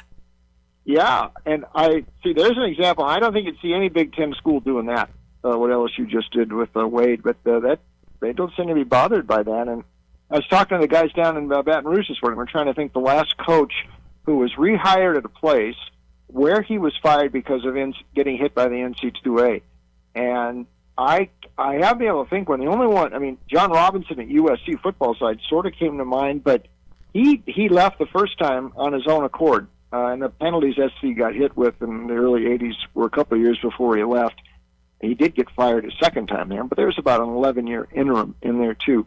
He's the only one I can think of. Maybe there's another one out there that is back to the same school where he got fired at because of NC2A. But otherwise, this is kind of unprecedented what LSU's doing with Will Wade.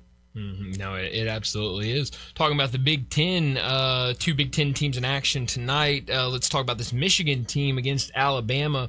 Right now, Michigan a 9.5-point favorite. That's the biggest favorite of the night. The total also the biggest surprise, 172.5 for this game. What do you like here for Michigan and Alabama? Yeah, I could be wrong here. Another underdog that I like, and I was wrong. The one I was wrong on last night was Arkansas, and I could see defensively you saw Arkansas just not be up to par last night, and maybe that's going to be the case with Alabama tonight. But darn it, they have a puncher's chance. Shooting all these threes. They didn't miss Holloway last weekend. Phelan didn't even need to have a big game scoring-wise against Texas Tech, but he turned into a facilitator. What, he had 12 assists?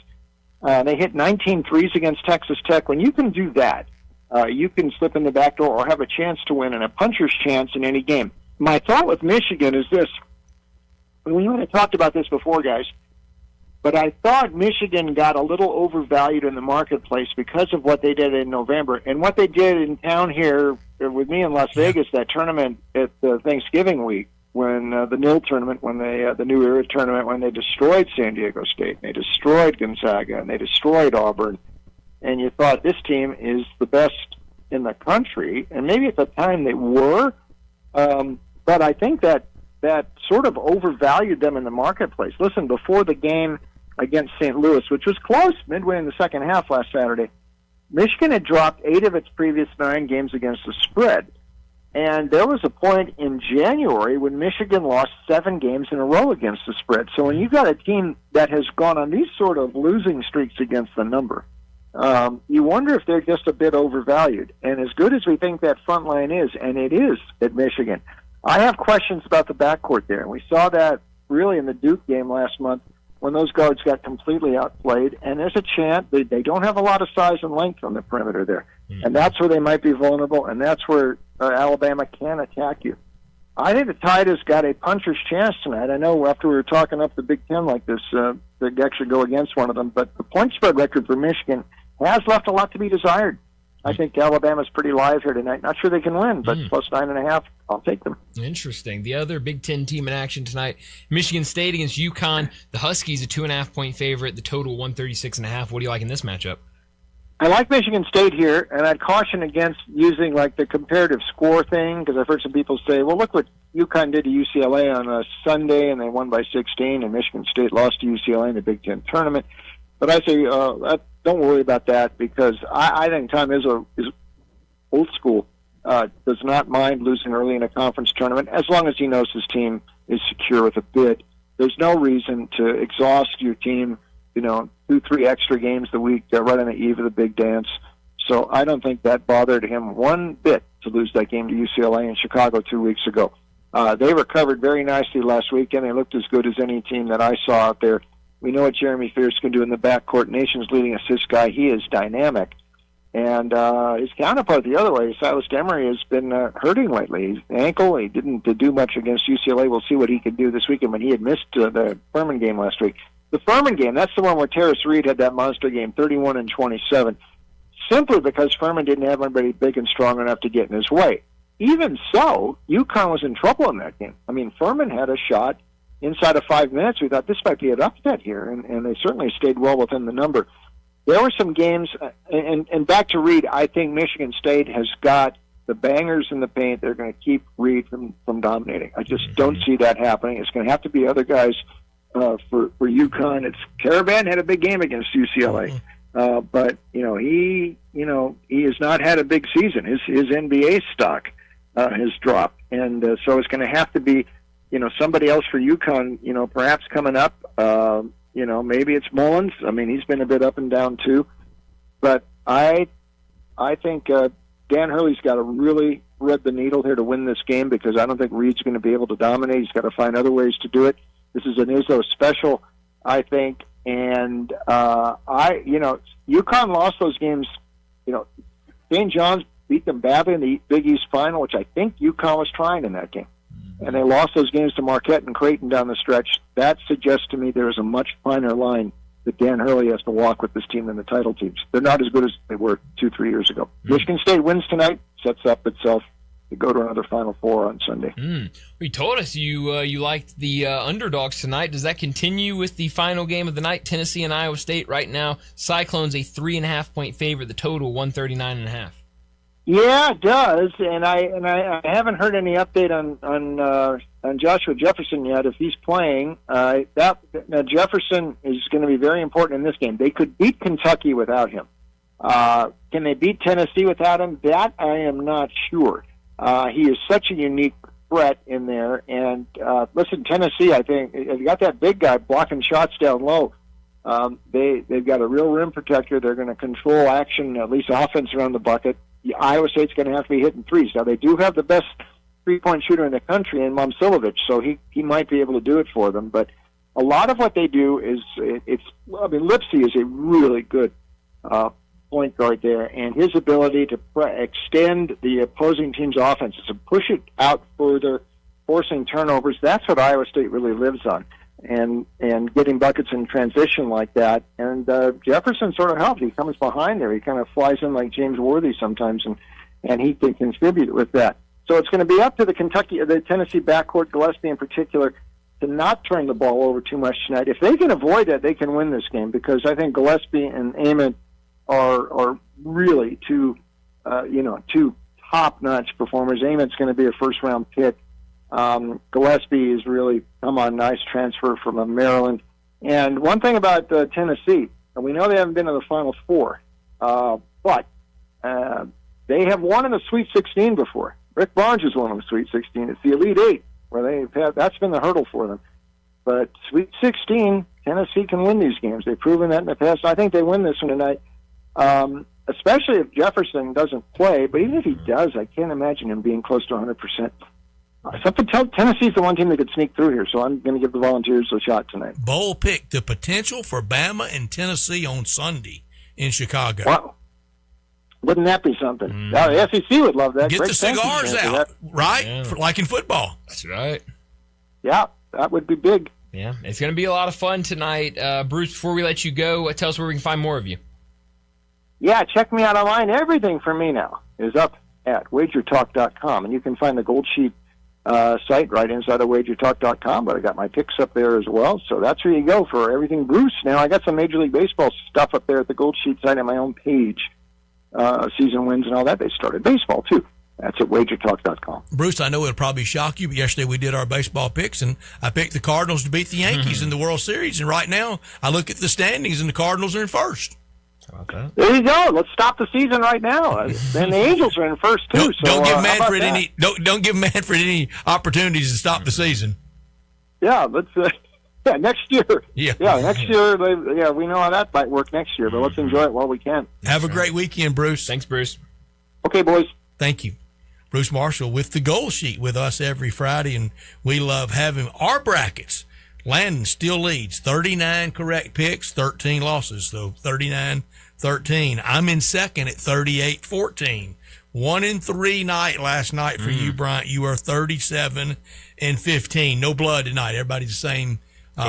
Same. Well, if St. John's lost tonight, that really impacts Bryant, because Bryant's got St. John's going to the Elite Eight. So that one difference night, pretty uniform in everything else though tonight. Cool. See how it plays out. I'm excited.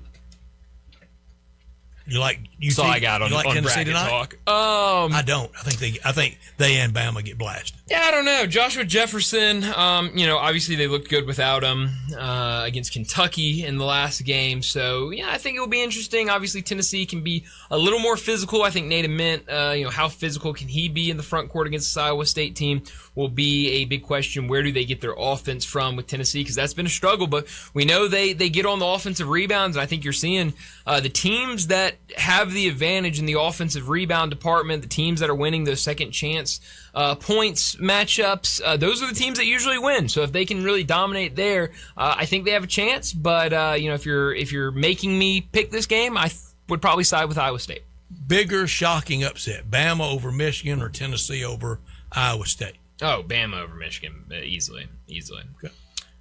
Even though that's 4-1, I think the way Michigan has played as that number one seed, they've been so good all year long. They feel like one of the most complete teams out there. Obviously, the spread is tripled of what Tennessee Iowa State is, so that certainly impacts it a little bit. But I think Alabama winning. I don't think anybody really expects Alabama to beat Michigan tonight. Some downtown tobacco shop is going to love the managers for both teams coming in. If Bama and Tennessee advance, to have cigars ready for Sunday. It'd be a fun story. I don't think it's very likely. I know you don't think it's very likely. We've certainly talked about it, but if it happens, that would certainly be a fun storyline going into Sunday. I've never smoked a cigar in my life. Would a cigar last from now until third Saturday in October? No. So we wanted to buy them again? I don't know how long they actually... They would last if you don't obviously use them, but... if you could buy them in bulk today. You've never smoked a cigar, have you? No, but I've got buddies that smoke them a ton, so I know... Aficionados?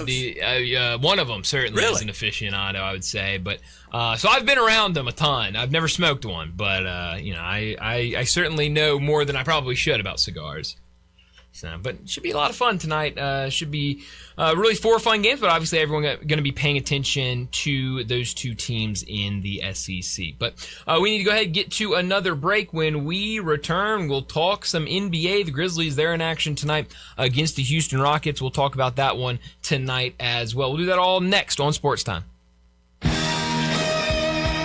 Add a little fun to your lunch break. Join Johnny Radio for Sports 56 Happy Hour from 11 to 1 every weekday on Sports 56 and 98.5 FM. Step up your wings game at East Coast Wings and Grill. With over 60 wing flavors and 7 heat indexes, do you have what it takes to turn the heat on your wings up to insanity? East Coast Wings and Grill is family friendly with a large variety menu to satisfy the whole bunch. Sign up today for their loyalty program and taste the rewards. For every $1 you spend, you collect a point. Earn 100 points and receive a $5 reward. Next to Lowe's off Highway 64 in Bartlett, come try America's best wings at East Coast Wings and Grill. Mercedes-Benz Van Center Memphis has serious vans for serious work. At 4430 American Way, they are the Mid-South source for cargo, passenger, crew vans, and custom chassis. Need one or a full fleet? New or used, they've got it with fleet solutions and custom upfits. Certified techs keep you moving with fast maintenance, repairs, and a large parts inventory. Mercedes-Benz Van Center is your Sprinter Van headquarters, 901-237-9302 or sprintervans.com. Mercedes-Benz Van Center Memphis, part of the Tag Truck Center family, driven to keep you on the road. This is Sheldon Rosengarten with Mark's Ben Store Realtors, and I'm with Julia Mullimary, also with Mark's Ben Store Realtors. Julie, you've been in real estate almost your entire life, having started in South Florida in your family's firm. But more importantly, as the Florida's high school state champion in golf and playing for Florida Gulf Coast, I needed your opinion on my golf game. Sheldon, you are a pro when it comes to selling real estate and representing buyers, but as far as your golf game, I've seen better swings on the playground. Thanks a lot, Julie. We both know the score, though. Selling real estate requires a high degree of skill off the course, and both of us do have that. So if you're thinking of selling your home, remember, making real estate easy is Julie. Julie Mullimary, 305-0112.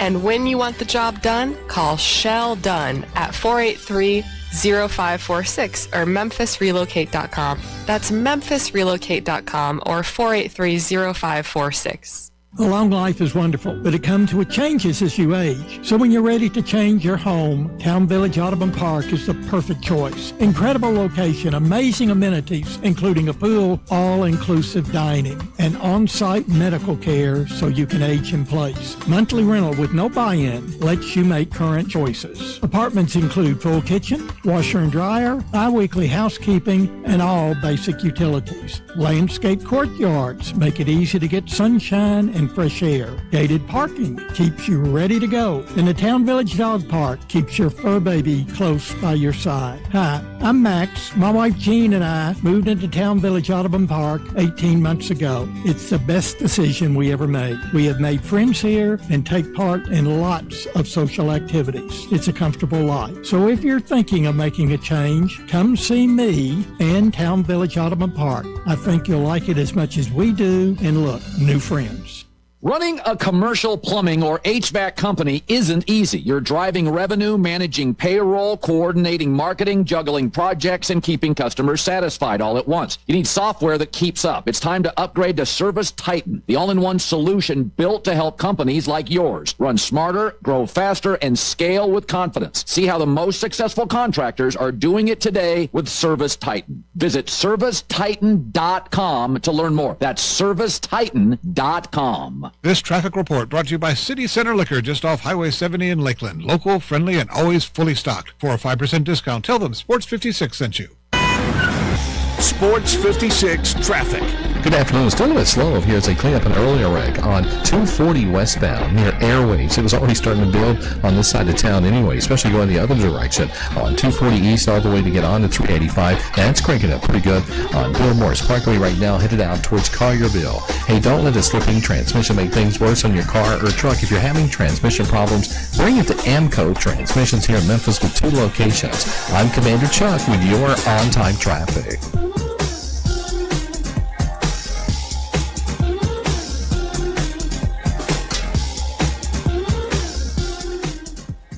Now back to Sports Time on Sports 56 and 98.5 FM. This hour brought to you by Landers Ford in Collierville. Here once again are Brett Norsworthy and Bryant Dacus. Welcome back in Sports Time. Bryant and Brett with you, and we're going to talk some NBA Grizzlies in action tonight, but we've got some news coming out. I want to give a shout out to Ron over on the text line. He was the first I saw before I even got any tweets about it. I guess he was watching when the sheriff said Tiger Woods was impaired. Now news everywhere that Tiger Woods has been arrested for DUI. Doesn't sound like it was alcohol. I've been reading kind of skimming through story after story that's been posted, I saw a tweet that said he blew zeros, that was something that was said by the sheriff. I don't know if that was actually said by the sheriff or not, that he blew zeros, but all the stories you read, the quotes about how he showed signs of impairment, that it was pretty clear he was under the influence of something, and then refused to cooperate on some things, so they took him in. One story I said that he has to remain in jail for at least 8 hours because of the DUI, so he'll be in there for a little bit, and that's about all we got from the sheriff. Any injury news? I didn't see anything. Of anyone? Sure hope no one else. I know the reports that came out after the wreck, one person, I believe, was taken to the hospital, but very stable condition, very minor injuries, and then the other, it didn't name who, or if one was Tiger, or if they were both the other party. One refused to go to the hospital. I would assume maybe Tiger refused to go to the hospital. I don't want anyone injured, but I sure don't want someone completely innocent and separate and apart from Tiger's world. And I'm sorry for anyone that has this situation. If it's not alcohol, to be kind of that loaded by 1 o'clock in the afternoon. Yeah. You have issues, and I'm sorry for him at 50, and it gets more challenging all the time for him. Yeah, and I was, one of the stories I was reading, like I said, I skimmed through about 3 or 4 during our break, trying to see what was said. There was a report, I don't know if this was the sheriff that said this or somebody else, that he was explaining to them after his wreck about his injuries and some of the procedures he's had and stuff like that. So I would assume, just making an assumption, probably pills or something like that.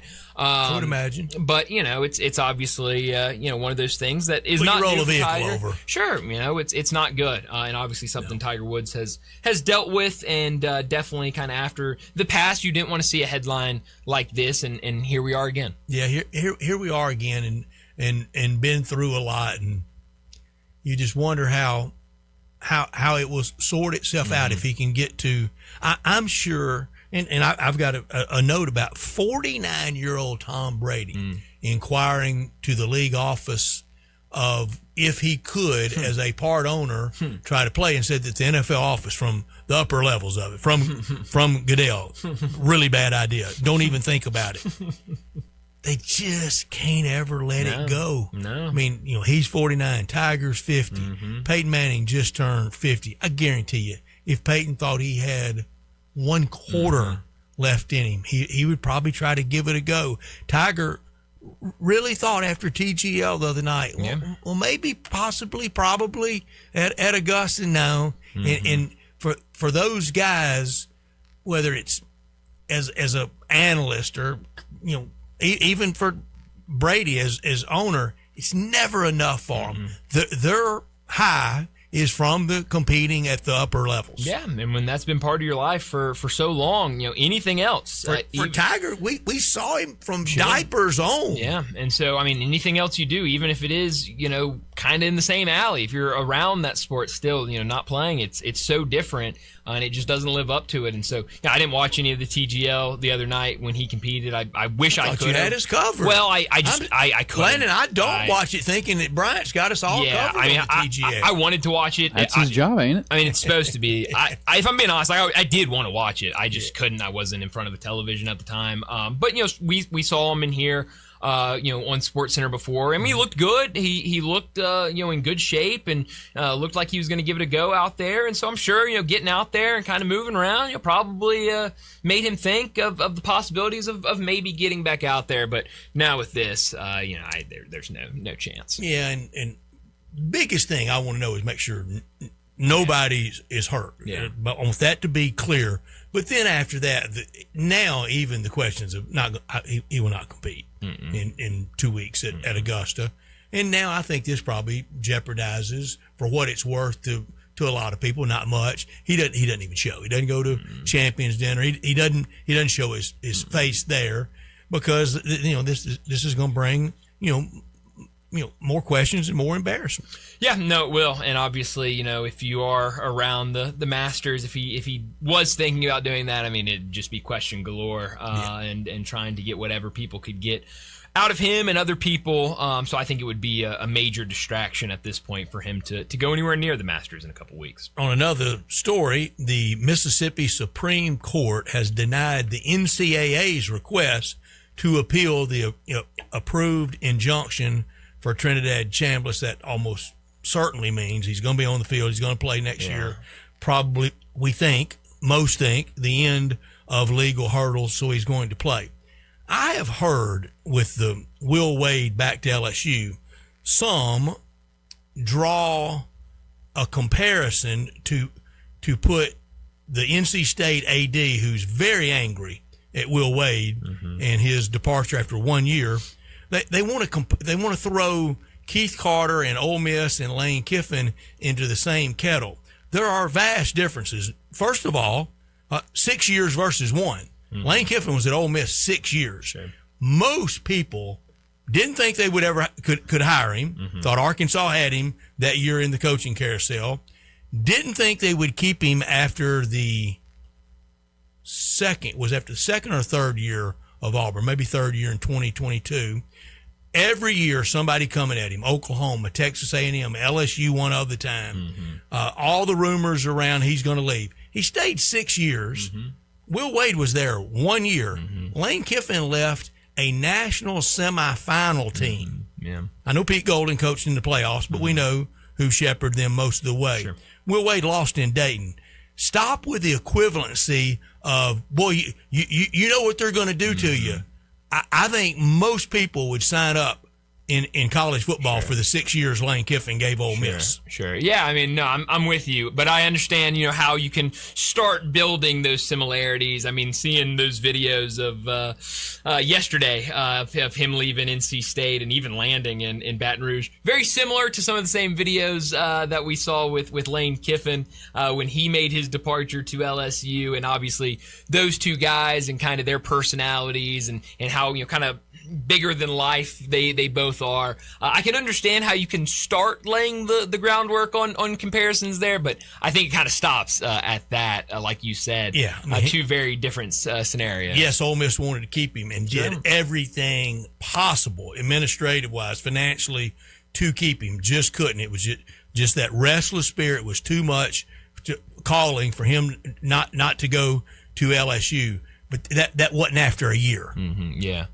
Will Wade landing in Baton Rouge, I saw somebody tweet this out, and it could not be. It looked like someone that had just gotten out of prison for like years. I mean, he's getting out. He's hugging everybody. I mean, it looked like the greatest day of his life. It was crazy. A friend of the show texted me, it looked like that third world dictator, finally they've re-seized the government, they've won the new coup, and he'd returned. No, it was weird. He said that's what it looked like to him. It was strange, for sure. And obviously a lot of bad blood from NC State. And the wave getting off the plane was almost like me yesterday when I got choked up. He's okay. Yeah. And that was the wave. Yeah. I'm back. It was something else. It was very weird. But yeah, it's going to be wild down at LSU. I would love to be a fly on the wall in that athletic department. But with LSU and at NC State, with Boo Corrigan at NC State, you're hearing so many people say you have to know who you were dealing with. I just don't think that's fair to lump Keith Carter into. You had to know what you were dealing with, because you go through the SEC places. And to have those 6 years and that amount of wins and that energy and the money that was generated and what he left for Pete Golding, a team that with Trinidad can challenge to win it all this year. About every place in the league trades for. Definitely. I think you are. I think you're right. I don't think there's a much of a comparison in that aspect to it. Over in the NBA tonight, Grizzlies in action against the Houston Rockets. Last night, only 3 games around the NBA, and all 3, or 2 of the 3 at least, were pretty lopsided. Hornets 114-103 went over the Knicks. That was pretty surprising. Pistons 129-108 over the Pelicans. Then a very close game between the Magic and the Kings. Magic 121-117. That line last night, the Magic were a 16.5 point favorite. I don't know exactly where it closed. I got it at 15.5. over the Kings, and it was never really looked like Magic were going to cover that touch game. and go to win. It really was, and so they were able to escape. They break that 6-game losing streak that a lot of Grizzly fans are watching. And speaking of losing streaks, Grizzlies on one right now and at home tonight against this Houston Rockets team that most season they have looked really, really good. Yeah, go to the games, enjoy seeing what you see in the Grizzlies and the out-of-town Stars, and start looking forward to next year. But, Friday night game and a lot of festivities around it. Go and enjoy. Yeah, and so, it'll probably be a loss tonight against the Rockets. What's that line tonight? Houston, a 14.5-point favorite tonight against the Grizzlies. But, again, I do think there are some fun things to watch with this Grizzlies team. Obviously, bringing a team like Houston in with their star power, Kevin Durant and Şengün and some of these other people, Thompson, some of these really fun pieces that they have on the court. I think it will be a fun night downtown at FedEx Forum. How deep do you think Houston can go? It's tough right now. They're in that 6th seed. If it was all to end right now, I think they'll be in that top 6. They've got a pretty good lead on the Suns, but I would love to see them move up a little bit. I don't know. I think that first round, if it's just what it is right now, I think that first round against the Lakers would be really interesting. I think they could win that. And then you get past that, I think it could get pretty tough from there. I could see them winning a one series. I don't know if they can get past that, but I can see them winning one. The teams for both East and West, they're set. Still some seeding to be decided. Yeah, a little bit more in the East. I guess technically a couple teams that have yet to be officially eliminated, but it's all but official. Tragic numbers got to be small for both. No, of them. it's very small. I think the Heat are the 10 seed. Oh, it's one for both teams. Yeah, so it is right there. So pretty much no for that. And I don't see either the Bucks or the Bulls getting hot, but I do think you look at the Eastern Conference in terms of seeding, more could probably happen. I mentioned Houston; they've got a pretty significant lead over the Suns, kind of breaking that play-in. Whereas over in the Eastern Conference, you look at this: Heat, Hornets, Magic, all with the exact same record, and then the 76ers a game ahead of them, and then the Raptors, who are the 6th seed, half a game ahead of them. The Hawks, who are the 5 seed right now, only a half game ahead of them, 1 game ahead of the 76ers, who are in 7th place. So I do think there could be a lot of shuffling in the Eastern Conference in terms of seeding. It feels like over in the Western Conference, most of this is going to look like what it's kind of looking like now, with maybe a little bit here and there. But should be fun. This Western Conference is brutal, but man, what the Eastern Conference has done, it feels like year in, year out, we come in and talk about, oh man, the Western Conference is so much better than the East. The East isn't going to be any fun. This Eastern Conference, they've got some really, really solid teams. I think the playoffs are going to be a ton of fun to watch over in the East. But let's go ahead and get to another break, and when we return, it'll be time for Big Number of the Day. You have opinions? I think it's over. Of course you do. I don't think it's that simple. Everyone does. I got all the answers. Hit us up on the Sissy's Log Cabin listener line at 360-8255. Listen up, Mid-South. Landers Ford in Collierville says make no payments for 90 days. That's right. During Ford Truck Month, your #1 Ford dealer gives you payment relief. New Ford F-150, 0% APR financing for 60 months. 0 down payments. 0 payments for 90 days. Are you listening? New F-150s, 0% APR financing for 60 months. 0 down payments. 0 payments for 90 days. Get started now with our Landers Easy Pass at LandersFordMemphis.com. Shop one of the largest selections of new Fords before they're sold. It's only once a year. Act now. 0% APR, 0 down payment, 0 payments for 90 days. There's 0 to pay to drive today. Landers Ford in Collierville. If it doesn't say Landers, you paid too much. As reported on Ford's 2025 Total New Vehicle Retail Sales Report, Memphis Market, with approved credit from Ford Credit. Minimum monthly payment of $1,667 per 1,000 finance, regardless of down payment. Interest accrues from inception. Example: 2025 Ford F-150 Lariat. VIN number 1FTFW5L8XSFB43528. MSRP $71,675. Ford bonus cash $1,000. Sale price $70,675. Based on 0% APR financing for 60 months. Price, tax, title, and $695 processing fee. See dealer for complete details. Offer ends 4/2/26. Since 1948, in the alley, the Rendezvous. I'm with John Burgos. John, what's going on in the Rendezvous? Brett, there's some things about the Rendezvous I want to talk about. For example, we make it really easy to park. We have valet parking right at Monroe Street in our alley. We also want to make it easy for people to get to-go orders. You can now park in our alley right at our front door and put your flashers on. People also forget that we take reservations for 6 or more. And we have a wonderful party room upstairs that can accommodate people for rehearsal dinners, birthday parties, reunions, graduations. Our rooms seat between 25 and 275 people. And everything at the Rendezvous can be packed to go. Brett, we also do catering. See our menu online, and we can even deliver for groups of 15 or more. So if you have any questions, always feel free to call us at the Rendezvous because we answer our phone ourselves. You'll never hear, please listen carefully for our menu has changed. Press 1 for reservations, press 2 for hours, press 3 for catering, or if you know your party's 9-digit extension number and the first 3 letters of their mother's maiden name, dial it now. Come see us at the Rendezvous. Since 1948, the Rendezvous. Memphis is a love song to soul and style. With the full suite of sought-after designers, brilliant natural diamonds, an elegant bar, luxury VIP lounge, and more, a trip to our store is an experience like no other. Just like the city we love. Stop by any of our stores or visit sissyslogcabin.com and experience Sissy's for yourself. Memphis is our home, and we're your jeweler. Sissy's Log Cabin, because life's too short for ordinary jewelry.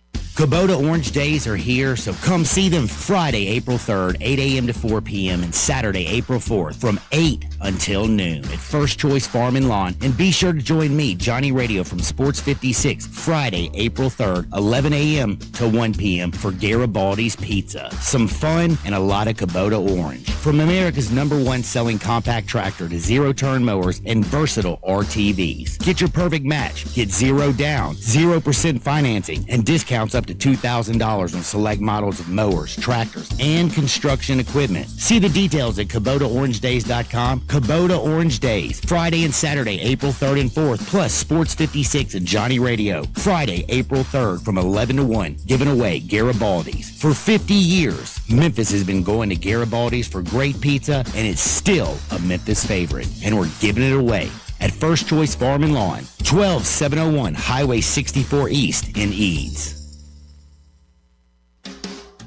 Hi, this is Lauren Choate with Choate's Air Conditioning, Heating, Plumbing, and Electrical. Taking care of families isn't new to us. It's what we've done across the Mid-South since 1958. Now celebrating 68 years in business, Choate's is still family-owned, award-winning, and committed to doing things the right way. With honest service, expert technicians, and industry-leading warranties that bring real peace of mind. To celebrate, we're offering our $68 deals. Get our $68 early bird AC tune-up special, or just need Freon to get you cooling, get $68 off per pound. If your system is struggling, don't wait for it to fail on the hottest day of the year. Upgrade today and get up to $2,000 in Carrier Cool Cash rebates on select Carrier systems. Plus, enjoy 60 months no interest financing on new HVAC systems, generators, or tankless water heaters. Call Choates at 347-8086 or visit HVAC.com today. And remember, let our family serve your family. Volkswagen Driver Days is going strong, and Gossett Volkswagen's got you covered on the pike. Get out here right now and get sporty 2026 Jetta S. We Gossett now just $249 a month. $249 a month for Jetta S. How about 2026 Tiguan S? We Gossett $269 a month. Yes, $269 a month for Tiguan S. And if you're looking for performance, style, and technology, look no further than 2026 Atlas SE. We Gossett at $319 a month. Or get 0% for 60 months available. You ready for a new ride? Well, we got you covered at Gossett Volkswagen on the Pike, 1875 Covington Pike, or online, GossettBWMemphis.com. If you want it, we Gossett at Gossett Motor Cars. All 36-month lease, Jetta TM 005137, MSRP 25820, Tiguan TMO 14510, MSRP 32585, Atlas TC 515,398, MSRP 41841. Includes all rebates and incentives. Must be financed through Volkswagen Credit PF 895. Excludes tax, title, and license with approved credit. See dealer for complete details. Offer valid through end of the month. Dealer stock only. Now back to Sports Time on Sports 56 and 98.5 FM. This hour brought to you by Landers, Ford, and Collierville. Here once again are Brett Norsworthy and Bryant Dacus. When you hear the sound coming.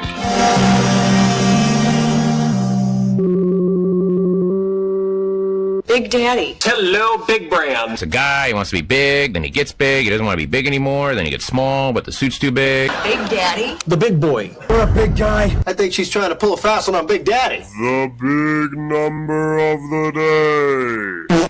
All right, Brett, my big number today, it comes from those college basketball games we had last night. It is the number 2. Last night, with Iowa's win over Nebraska, they will join Kentucky's 1986 team as the only teams to face 2 conference opponents in an NCAA tournament prior to the Final Four. Kentucky got knocked out by LSU that year. Yes, they did. And do you know who they played before that? Alabama? They sure did. Alabama, 5-seed Alabama. That was Coach Eddie Sutton. Yeah, that's right. And 5-seed Alabama in the regional semifinals for losing to number 11 seed LSU. We know last night Iowa with that game against Nebraska, and now they will see another conference team in the next round. So yeah, LSU got Ricky Blanton. They got hot at the right time. The late Don Redden. They got hot at the right time. That was the LSU team that knocked the Memphis Tigers out. Oh, wow. With the Tigers with a better seed, but had to play LSU at the PMAC in Baton Rouge. Wow. Holy cow. Because I was looking at the bracket that year and I go, this is going to be tough for me if it looked like Kentucky and the Memphis Tigers were on a collision course. Yeah.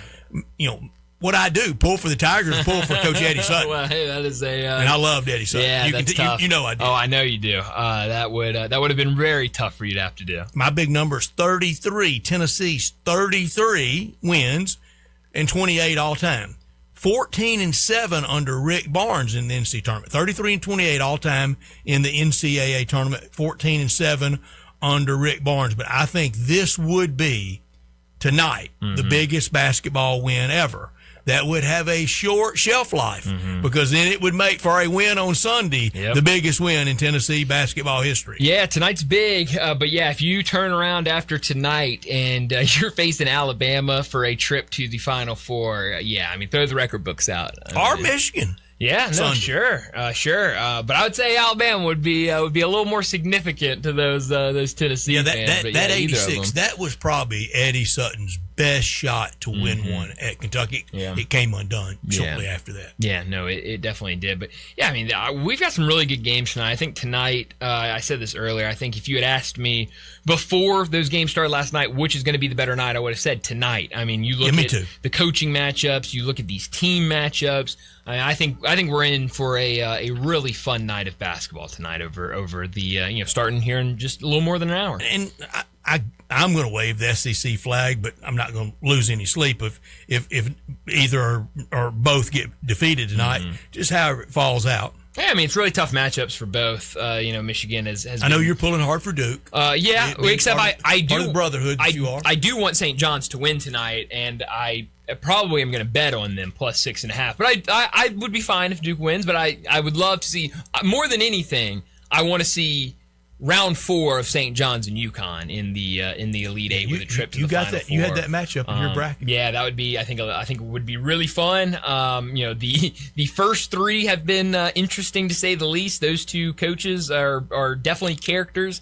So if we could see them with the Final Four trip on the line, I think that would be awesome. Both of us, we have Florida out. Landon has Houston out. So we have 3 out of 4 remaining for our Final Four. Yeah, so but the whole world does. Sure, yeah. It's been a little weird, especially with that Florida and Houston. It felt like one of those 2 teams would come out of that region, and so not so fast. But it's I think going to make for a really nice Final Four, and who knows who comes out of it. But at least we know we won't get all 4 number 1 seeds like we did last year. The Arizona big man. He's a big rambling type. Yeah. I see him late first, top of the second.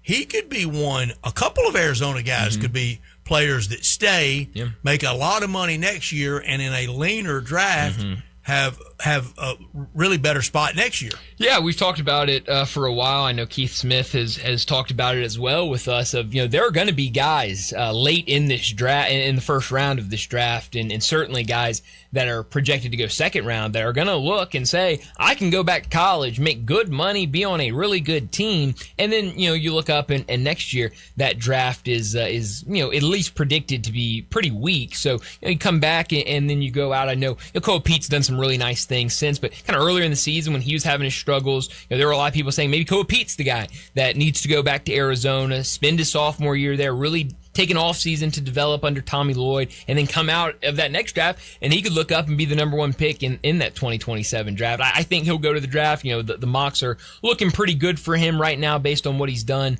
the entire season. But yeah, there's a handful of guys, and we'll see ultimately who makes those decisions, because I think that's going to be big. There are going to be some names that everyone thinks are going to the draft that are going to take their names out, and we're going to be really surprised about it. Again, hope no injuries, but look, I volunteer for it. Tiger. I can be at Jupiter Island and be the driver. I mean, that's the thing. Tiger Woods not having enough money to get an Uber or at least get somebody to drive for him. I mean, look. Even if it is on the most benign end of the story of him saying, with what I'm dealing with, I had to take something that, okay, maybe it didn't make me. We've all been to medical procedures where you need a driver to leave. Have one. Yeah. I mean, if you're going in for a toothache and you're Tiger Woods, have one. Sure. And, obviously we don't know the whole story here of, what was going on. But obviously if you see signs of impairment, I would say it's pretty significant. And, now in jail, and we'll see what comes from this. But not a good headline for Tiger Woods, and with all the questions around what's going on with him. And I told you, I think I said it earlier, I might have said it off air, but when I pulled up today, had a buddy that texted and said, the text said, can somebody please take Tiger's keys away from him? And I hadn't seen any headline. And so I go, oh, something happened. I responded, did he get another DUI ? And then I went and looked, and I searched on the internet, Tiger Woods. Everything that came up was, will Tiger Woods play in the Masters? Will Tiger Woods play? It hadn't hit yet. It hadn't hit yet. That in front of it. Well, no. It just wasn't on my feed, but it was out there. I just hadn't seen it because I was driving. But all the news was positive. Will we see Tiger Woods in Augusta playing at the Masters? Maybe won't play great, but he'll be out there. Tiger Woods will be back on a golf course. Just like that, it goes from Tiger Woods could play at Augusta to his car literally flipping and him being in jail. So definitely not the headline he wanted. And we all did it. I think a lot of people did it. As soon as you heard kind of just the top of that story, he was impaired. Oh yeah, I mean, you had a feeling. It's unfortunate. Sad. It's unfortunate that that's how we think. And it's unfortunate that that's what ultimately ended up happening. So let's go ahead and wrap up this second hour, get to a break. When we return, we're going to talk some more college basketball. We spent a lot of time earlier talking about those games last night. We're going to talk about these games coming up tonight. 4 games with a trip to the Elite Eight on the line. We'll do all that next on Sports Time.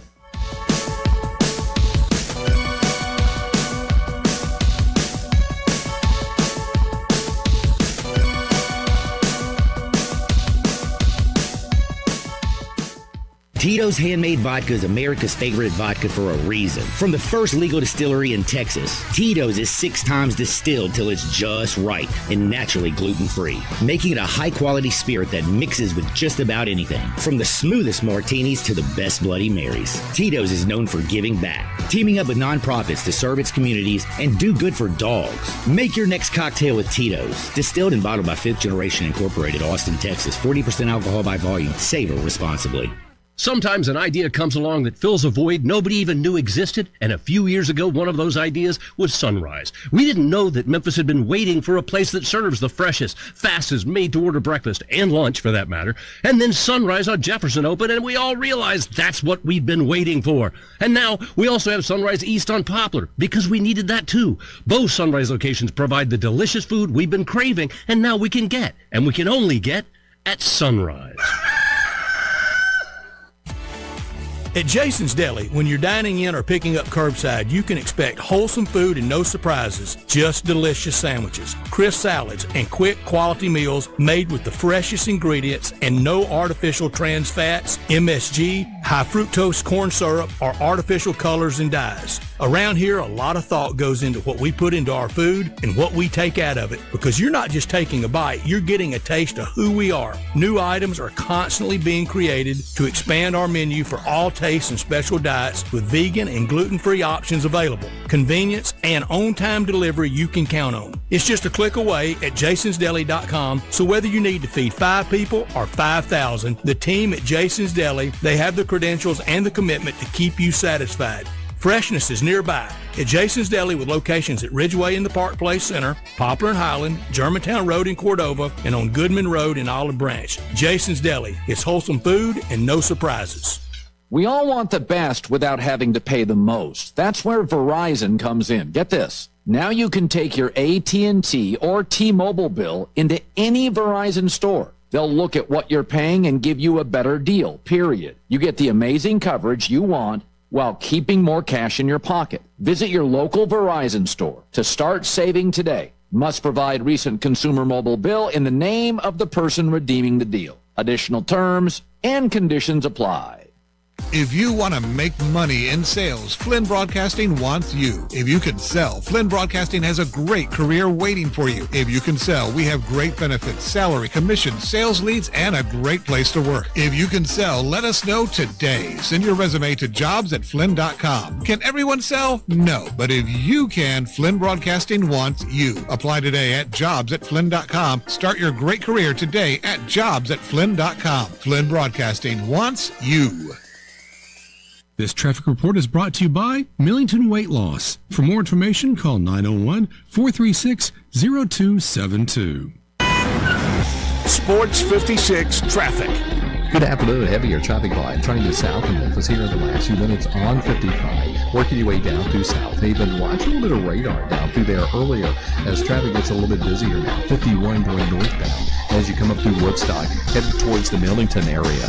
Hey, don't let a slipping transmission make things worse on your car or truck. If you're having transmission problems, just bring it to the experts right now at Camco Transmissions with 2 locations right here in the Memphis area. I'm Commander Chuck with your on-time traffic.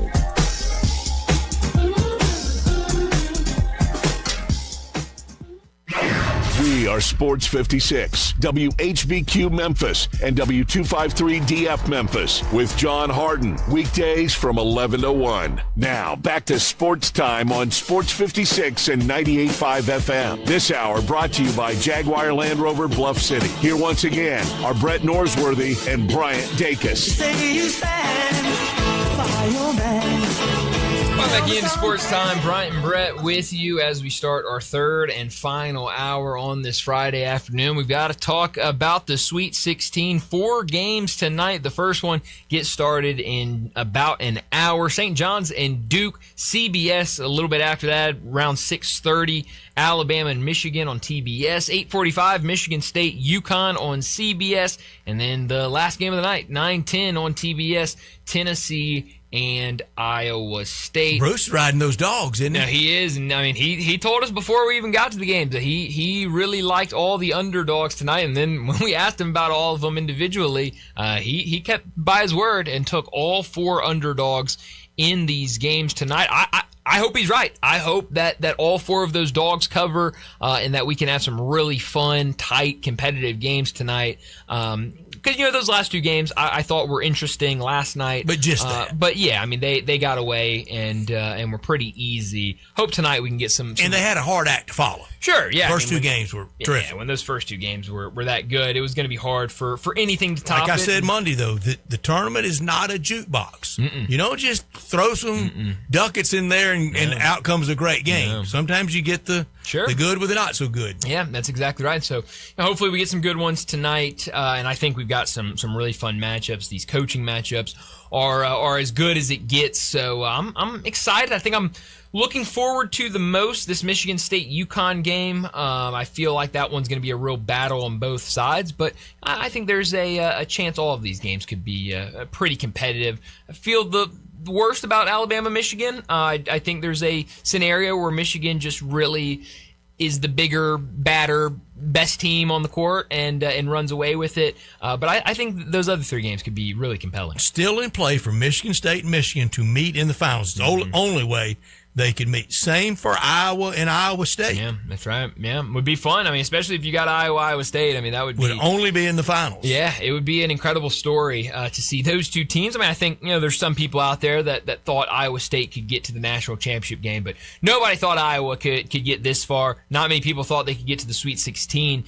So for them to still be alive in the Elite 8 and certainly have a good opportunity tomorrow night in their matchup against Illinois, if they can keep doing what they're doing, there's a really good chance they could be a Final Four team, which for Ben McCollum would just be unbelievable to see making that transition just a couple years ago up to Division I. Tennessee, the only team remaining to have never gone to a Final Four. Nebraska was the other one. They're out. So it's just Tennessee to try to break through to go to their first Final Four ever. Still some teams alive that's never won it. Big-time coaching matchup with Michigan State and UConn. It speaks for itself. The national championships for Hurley and the one for Tom Izzo. The other coaching matchups are good though. Yeah. But I don't think Shira has done enough to be mentioned for coaching heft in the same sentence with Pitino. No, definitely not. I mean, he's only been around a couple years, and I think he's done a really great job since taking over at Duke. But when you have that logo on your chest, it does a lot of the heavy lifting. And handpicked by Mike Krzyzewski to take over. Exactly. I mean, I would trust Duke gets everybody's best shot. Of course. And so I think that's a big target. No, it is, and I think the St. John's team is going to be really good. I heard, and I don't remember exactly what the stat is, so I don't even know if I want to bring it up because I don't want to butcher it. But Brandon Lang was on this morning with Greg and Eli, and there was a stat he pulled out. Something like when Rick Pitino is in Sweet 16 I heard this, games, and I don't have it just right either. He's like 12-0-1 or something like that against the spread. Like, it's something crazy. Let's call it 12-0. I mean, yeah. We'll go with the push. No, I'll take it. So, I mean, you've got a guy in Rick Pitino that has been really, really good in this spot historically.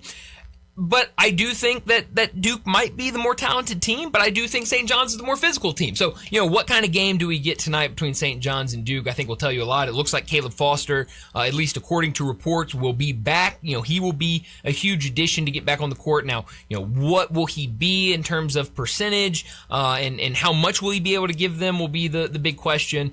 So I think that's going to be a great game to start the night. And last year, Pitino, I think it really aided him all the offseason being knocked out by John Calipari. Yeah. Because they do not like each other.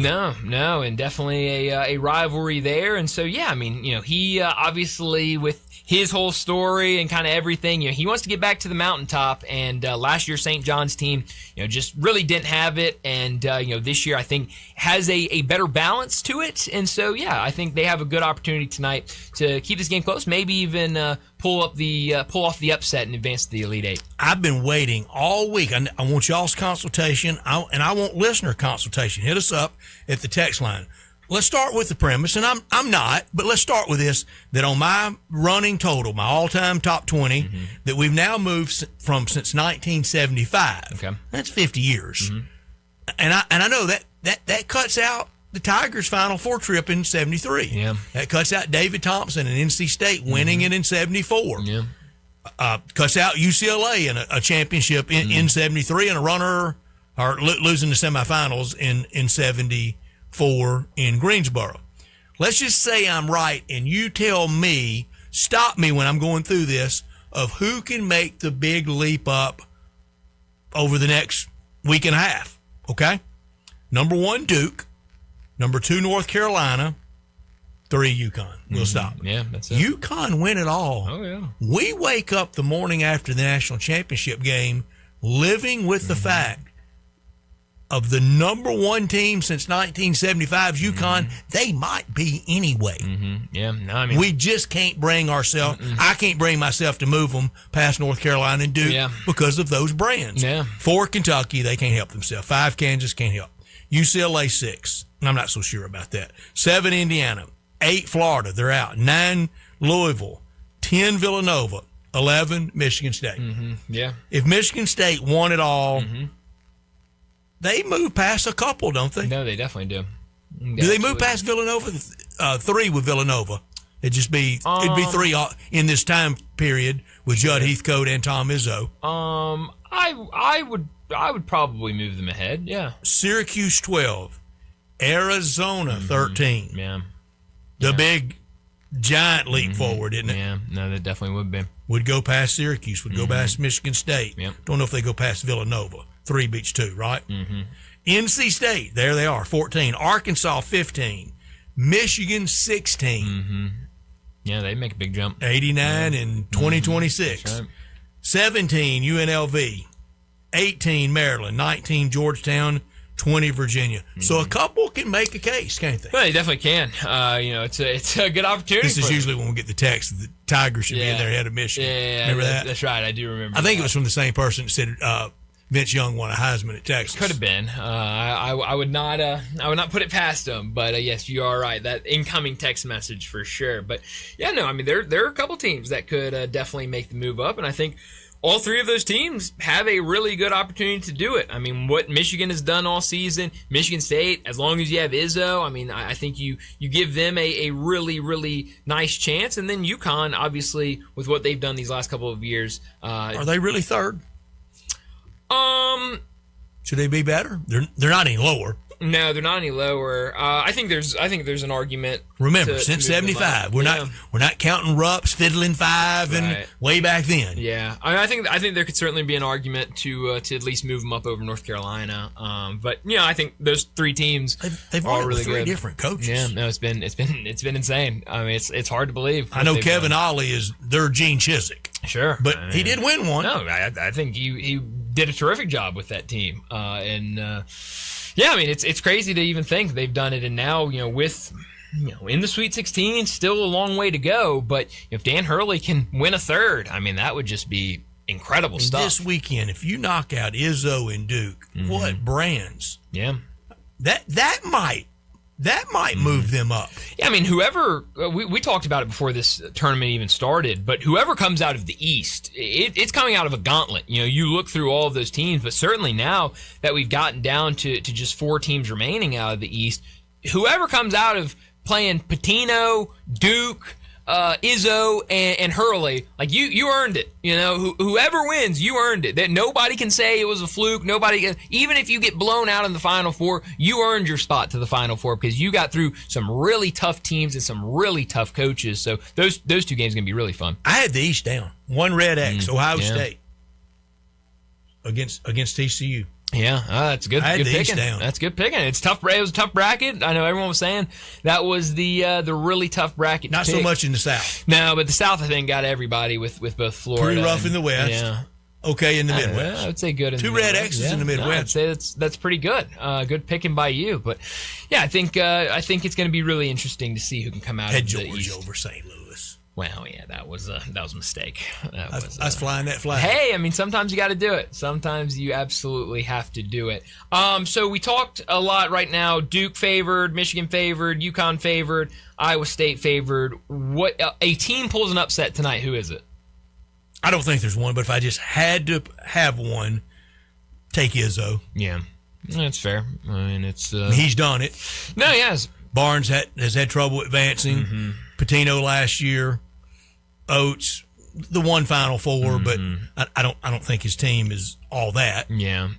I would say Izzo. Obviously, that's the shortest line, but man, I really like the St. John's team tonight against Duke. I do think that could be an interesting game, and it goes the complete opposite way. I mean, obviously getting Caleb Foster back. As much as people want to talk about replacing 5 starters last year, what Caleb Foster did for them last season, coming off the bench, had a handful of starts as well. He was huge. He was one of their most important players. And so now to come back and really be a leader for them, I think getting him back will be huge, so that could certainly affect things. But I kind of like St. John's to maybe cover and maybe even win that game tonight. Preceding us today, I know Colin Cowherd was making the point of what the Big Ten, what they're doing in football and basketball and in revenue, the money they're making, and he makes the case that it's just simply a numbers population game, that there's just more of them in those places, and the graduates. I mean, you go to all those schools, and we're just now in a lot of SEC places kind of being really proud to finally get to 25 and 30,000 students. They're at 50 and 60,000. Sure, yeah. All those graduates, all of them out there, got to be a lot of them doing really well. It's just more money.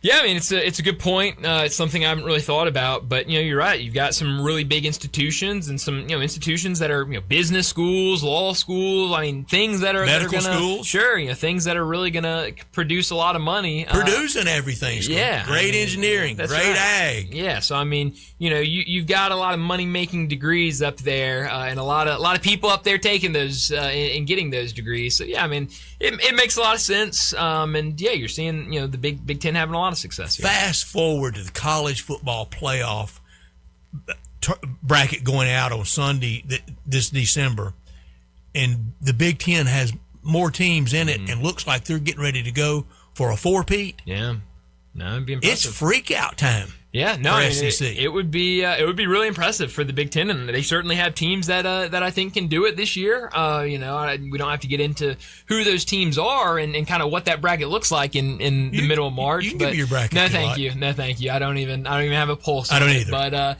no, I mean, obviously, they've had some recent winners and what, obviously what Oregon's bringing back in a starting quarterback. But, yeah, I mean, it would be probably a lot of freak out in the SEC if they go out there and really dominate again and go and win another one. It would be unprecedented stuff.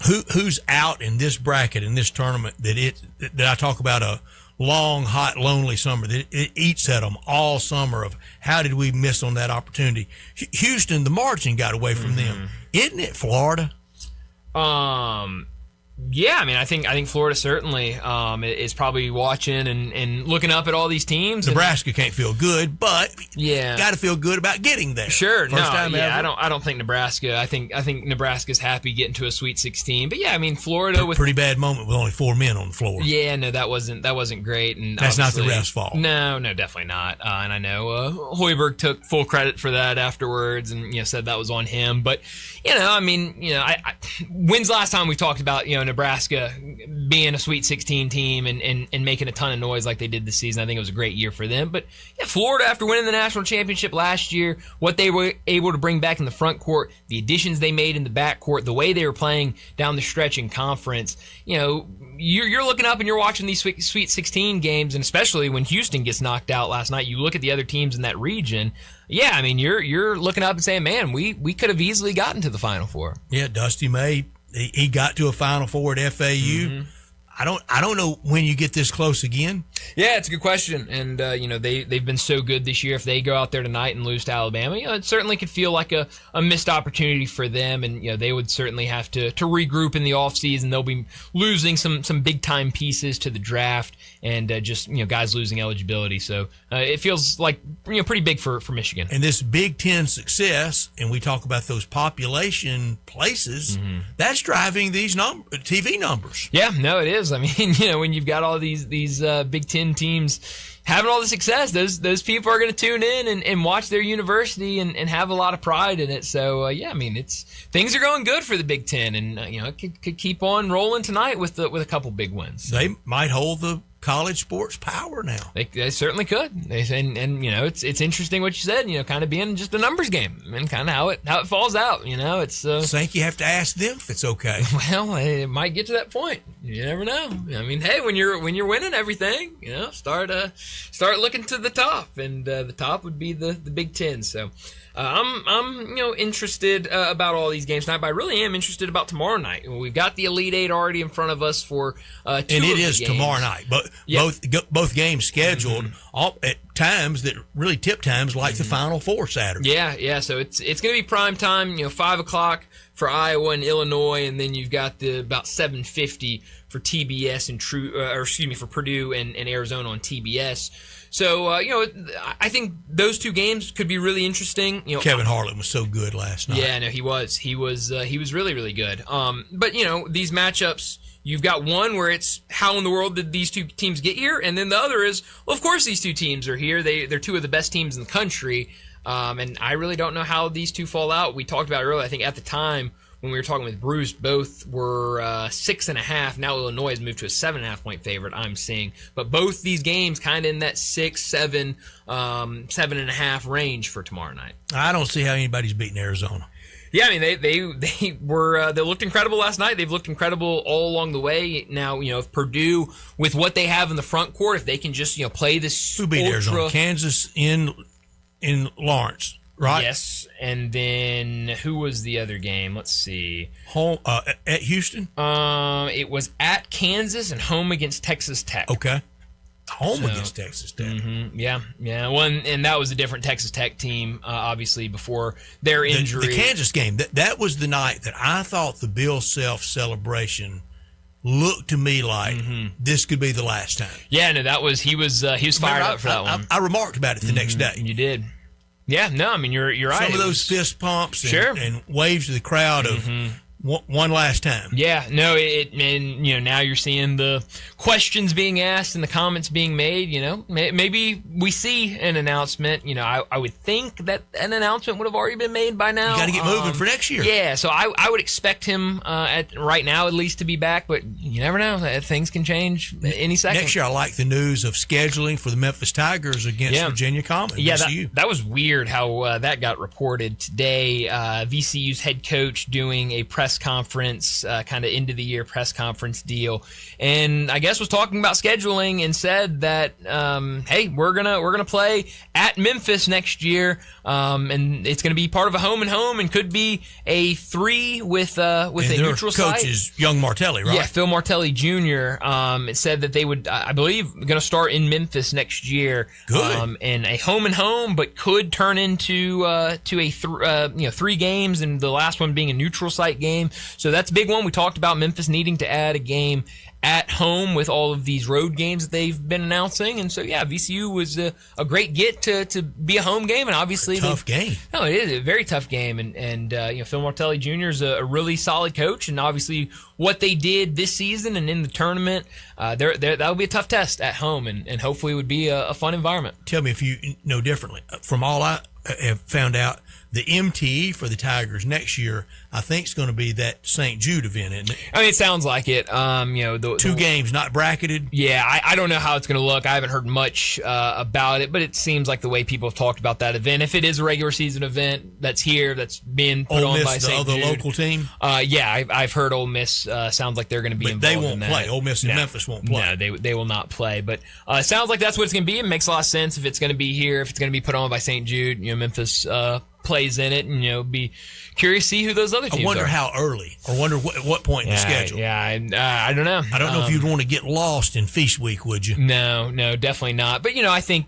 the event Memphis played in this past season, where it was kind of that Friday, Saturday going into Feast Week, I think that would be could be a good spot, or somewhere around there, before or after Feast Week, where all of that's going on, but you're not being swamped by those bigger tournaments. I think would be really cool. But I'd love to get an announcement on that soon, of at least maybe not, hey, Memphis is participating in this, hey, Ole Miss is participating in this, but just, hey, we at St. Jude are going to be sponsoring a tournament, or at least a MTE for the next basketball season. I would like to get that out, because it feels like the last 2 years, the announcement of the exhibition game has been a little delayed. Yeah, and I think that's hurt the build-up. I think it definitely has. And it gets lost in the football monster. Yeah, it does. And so, a lot of people, I've heard this from, friends of mine and other people and on social media that, if it was a regular season game, it would get a bigger turnout and more people would come. And, some of the people I know would say they would go if it was regular season instead of just an exhibition game. So,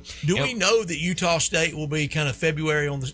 No, I don't. I have no idea when that game's going to be. But we know they returned the game. Yeah, that game will be here next year. I just and maybe it was announced. I haven't seen anything. A person texts me that knows the college basketball scene, knows the Memphis sports scene, promotion and otherwise, says the people planning that Memphis MTE better start getting the word out right now. No, they got to. They have to. I mean, again, the last 2 seasons, you can't let it sneak up on you. No, you can't. It has both times. Great cause, wonderful. We want to support it, but you got to plan better than 2 days out. Yeah, and so hopefully we get some word on that soon, and hopefully they make it big, and get some really fun, interesting teams in here, and I think would be a really fun event. Pick the other 2 teams.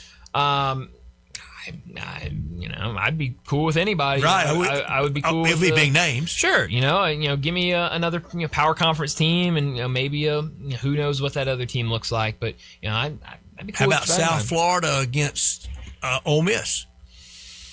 No, thank you. I mean, give me somebody I'm not going to see the rest of the year. Just as a viewer. I mean, they obviously don't care about that. They don't care who I want to see play. But personally, as a viewer, if I'm going to go out there and watch 2 games, I would like to see 3 teams that I'm not going to see the rest of the year in Memphis. So I don't know. I don't know who those other 2 teams would bring be. fans. Nebraska, hey, let's go out and get them. I don't know how they would travel for a November non-conference basketball game in the middle of football season, but they certainly have shown that they go to everything. They do, and they've shown they'll travel. So maybe that's a team you reach out to and try to get some input and see if they'd be interested in playing in it. But great news, everyone. All-Star Chevy right there in Olive Branch. They're hosting a huge truck month sale right now. Supplier prices for everyone. Save thousands. Nobody with more Silverados than at All-Star. Cross into Mississippi on Highway 78, take Kraft Goodman Road, and you're there where you can drive home in a new Equinox, Trailblazer, Trax, Blazer, or go big in a new Silverado HD. No payments for 90 days. You're going to love no payments all through spring into summer and financing as low as 1.9. No payments through spring and into summer. Your good credit deserves it. And Drew DePriest and his great team, they always come through. They always take care of military and first responders with that instant extra $500 bonus and a heartfelt thank you. Test drive one of All-Star Chevys. Hottest barely driven certified Chevys are pre-owned that you can find in the same place at the same time anywhere in our area. Suburbans, Tahoes, a Chevy Express passenger van, tons of Silverados. Bring any vehicle you want to sell to All-Star in Olive Branch and you can get the most money back for it first thing tomorrow morning or still later today, whether you bought it there or not. Together, let's drive to All-Star. Don't miss the truck month sale going on now in Olive Branch at All-Star Chevrolet. For more information, go to allstarautogroup.com. Let's get to another break, and when we return, we'll talk about what's trending. Sports 56 and 98.5 FM. Available locally on your radio dial as well as around the world online at sports56whbq.com. Take us with you everywhere by downloading the Sports 56 app. And at home, just say, Alexa, play Sports 56. Wherever you are, it's easy to stay tuned to Sports 56 and 98.5 FM.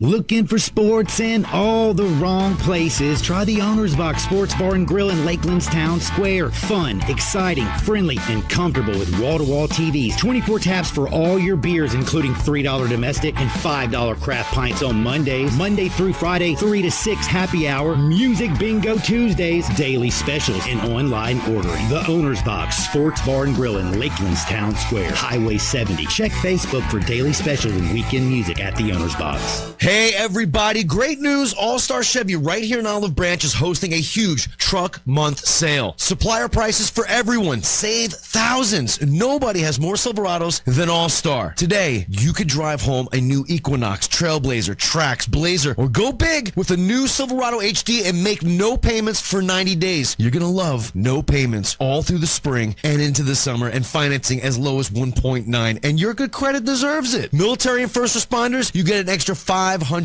bonus. So test drive one of these barely driven, certified, or pre-owned All-Star Chevys. You're not going to find any more in the same place at the same time anywhere. Guaranteed. Tahoes, Suburbans, Chevy Express passenger van, tons of Silverados. Plus, bring any vehicle you want and sell it here at All-Star Chevy in Olive Branch and get the most money for it today. Together, let's drive. Don't miss the truck month sale going on now in Olive Branch at All-Star Chevrolet or go to allstarautogroup.com. Memphis, repping the Grizzlies, holler and go Tigers. Make sure your home or business looks like a winner too. Call Hall Power Washing Solutions. They handle power washing for driveways, sidewalks, and more, as well as soft wash, roof cleaning, gutters, and window cleaning. They're fully insured and bring the hot water for the toughest grind. Go to hallpowerwashingsolutions.com or call 901-258-1399 for more information and a free estimate. Hall Power Washing Solutions, turning Memphis grime into shine. Rebel Nation, get the latest on everything Ole Miss sports with the Cannon Motors of Mississippi Rebel Yell Hotline. Join Rebel insiders Chuck Rounsville, Yancey Porter, and Gary Darby Monday nights at 6 as they break down the latest with the Rebels along with even more insight from special guests. Rebel Yell Hotline, Mondays at 6 p.m. on WHBQ. Stay up to date with everything going on in Ole Miss athletics with Rebel Yell Hotline every Monday night from 6 to 7 on Sports 56 and 98.5 FM. Drivers who switch their home and auto with Progressive could save money and time. Other things try to do this, but they really don't. Like the touchscreen at fast food places. It's not like you save time because it takes you longer to use a touchscreen than, I don't know, someone who works there. And another thing, you'd think it would save money because they're not paying a cashier, right? But no, same price. Also, why is there an option to tip? Who am I tipping? Exactly.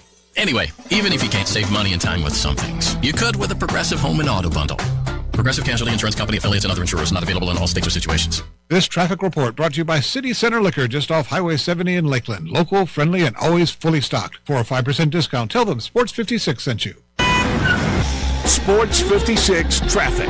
Well, good evening. This traffic gets a little bit heavier here, right on schedule, actually, especially for a Friday on 40 eastbound as you come past 269. All that traffic leaving Shelby County, headed out into Fayette County. Watch for a radar south of Memphis now. There's been quite a bit of it down through there a little bit earlier, so be careful. 55 down through South Haven in certain parts of DeSoto County. The further south you go up Memphis, the more troopers it looks like you may see.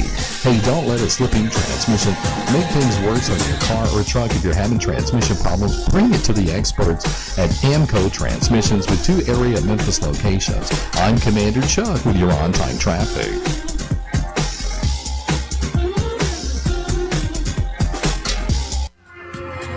Now, back to Sports Time on Sports 56 and 98.5 FM. This hour brought to you by Jaguar Land Rover Bluff City. Here once again are Brett Norsworthy and Bryant Dacus.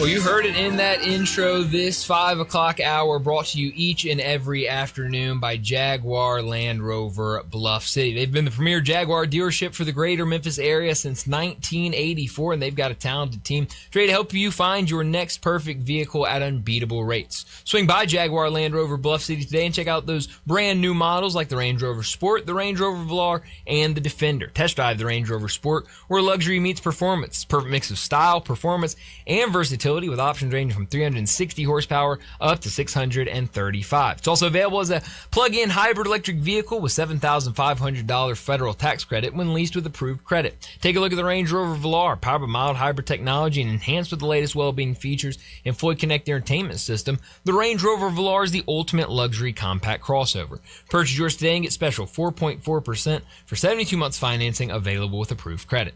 Don't forget about the Defender, available in multiple models to fit your needs. The Defender is built for the modern explorer, and Jaguar Bluff City is offering special interest rates for 60 and 72 months on various models. Give them a call, 877-259-6169. Go online to jaguarbluffcity.com. Head out there, test drive these vehicles. 6335 Wheel Cove, just off of Quince, for Bluff City Jaguar. Well, a lot of things trending right now. We spent a lot of time talking some college hoops as we've got night number 2 of the Sweet 16. A lot of NBA out there. We've also got Major League Baseball as it really got up and going yesterday after the solo game the night before. We needed more in the daytime today. Yeah, well, one game going on right now, the only game going on right now. Yankees currently up 3-0 over San Francisco. Tony Vitello hadn't scratched yet, has he? No, he hasn't. This offense is really struggling in San Francisco against the Yankees. But yeah, it would have been nice to have a couple more afternoon games with a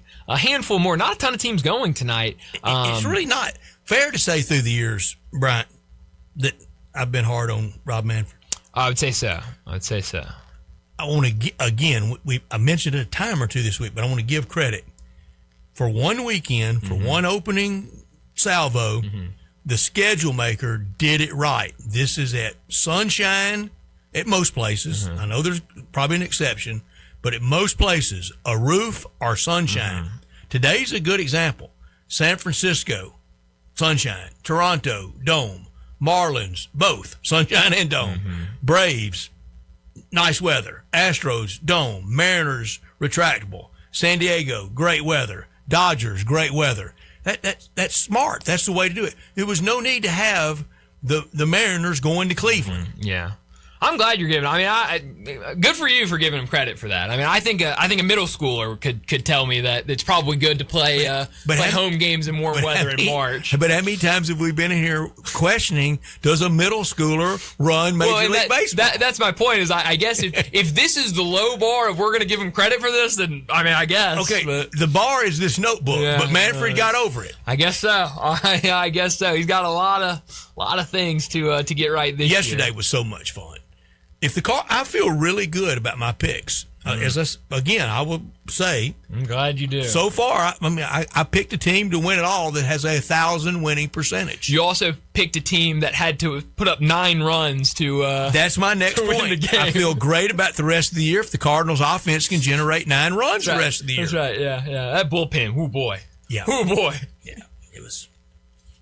Somebody needs to emerge, don't they? Whew, man. I mean, they were just going through arm after arm after arm, just looking for somebody to record a couple of outs. And I'll bet you on I-55 headed north today, though. There were Shelby County tags headed to St. Louis. I bet so. It's good time to go up there. Raised tomorrow and Sunday. Yeah, no, it'll be a lot of fun and a good opportunity with that game Thursday. 5 weeks from tonight, I'll be there. There you go. Who are you going to see? 4 weeks from tonight, Seattle. Oh, okay, cool. That'll be a lot of fun. So, yeah, I mean, I think the way the schedule is for some of these teams that started yesterday is kind of cool. You know, you start on Thursday. I kind of hate it as a viewer, but for people, maybe wanting to go and travel to these places, hey, let's watch opening day. And then, hey, they're not playing tomorrow. Let's drive up there tomorrow afternoon and let's see Saturday and Sunday, and then get back. Obviously, a lot of people in this area with that distance to St. Louis makes it a little easier for them. So yeah, it's been a lot of fun to watch the start of the Major League Baseball season, and some interesting games tonight. Some teams that are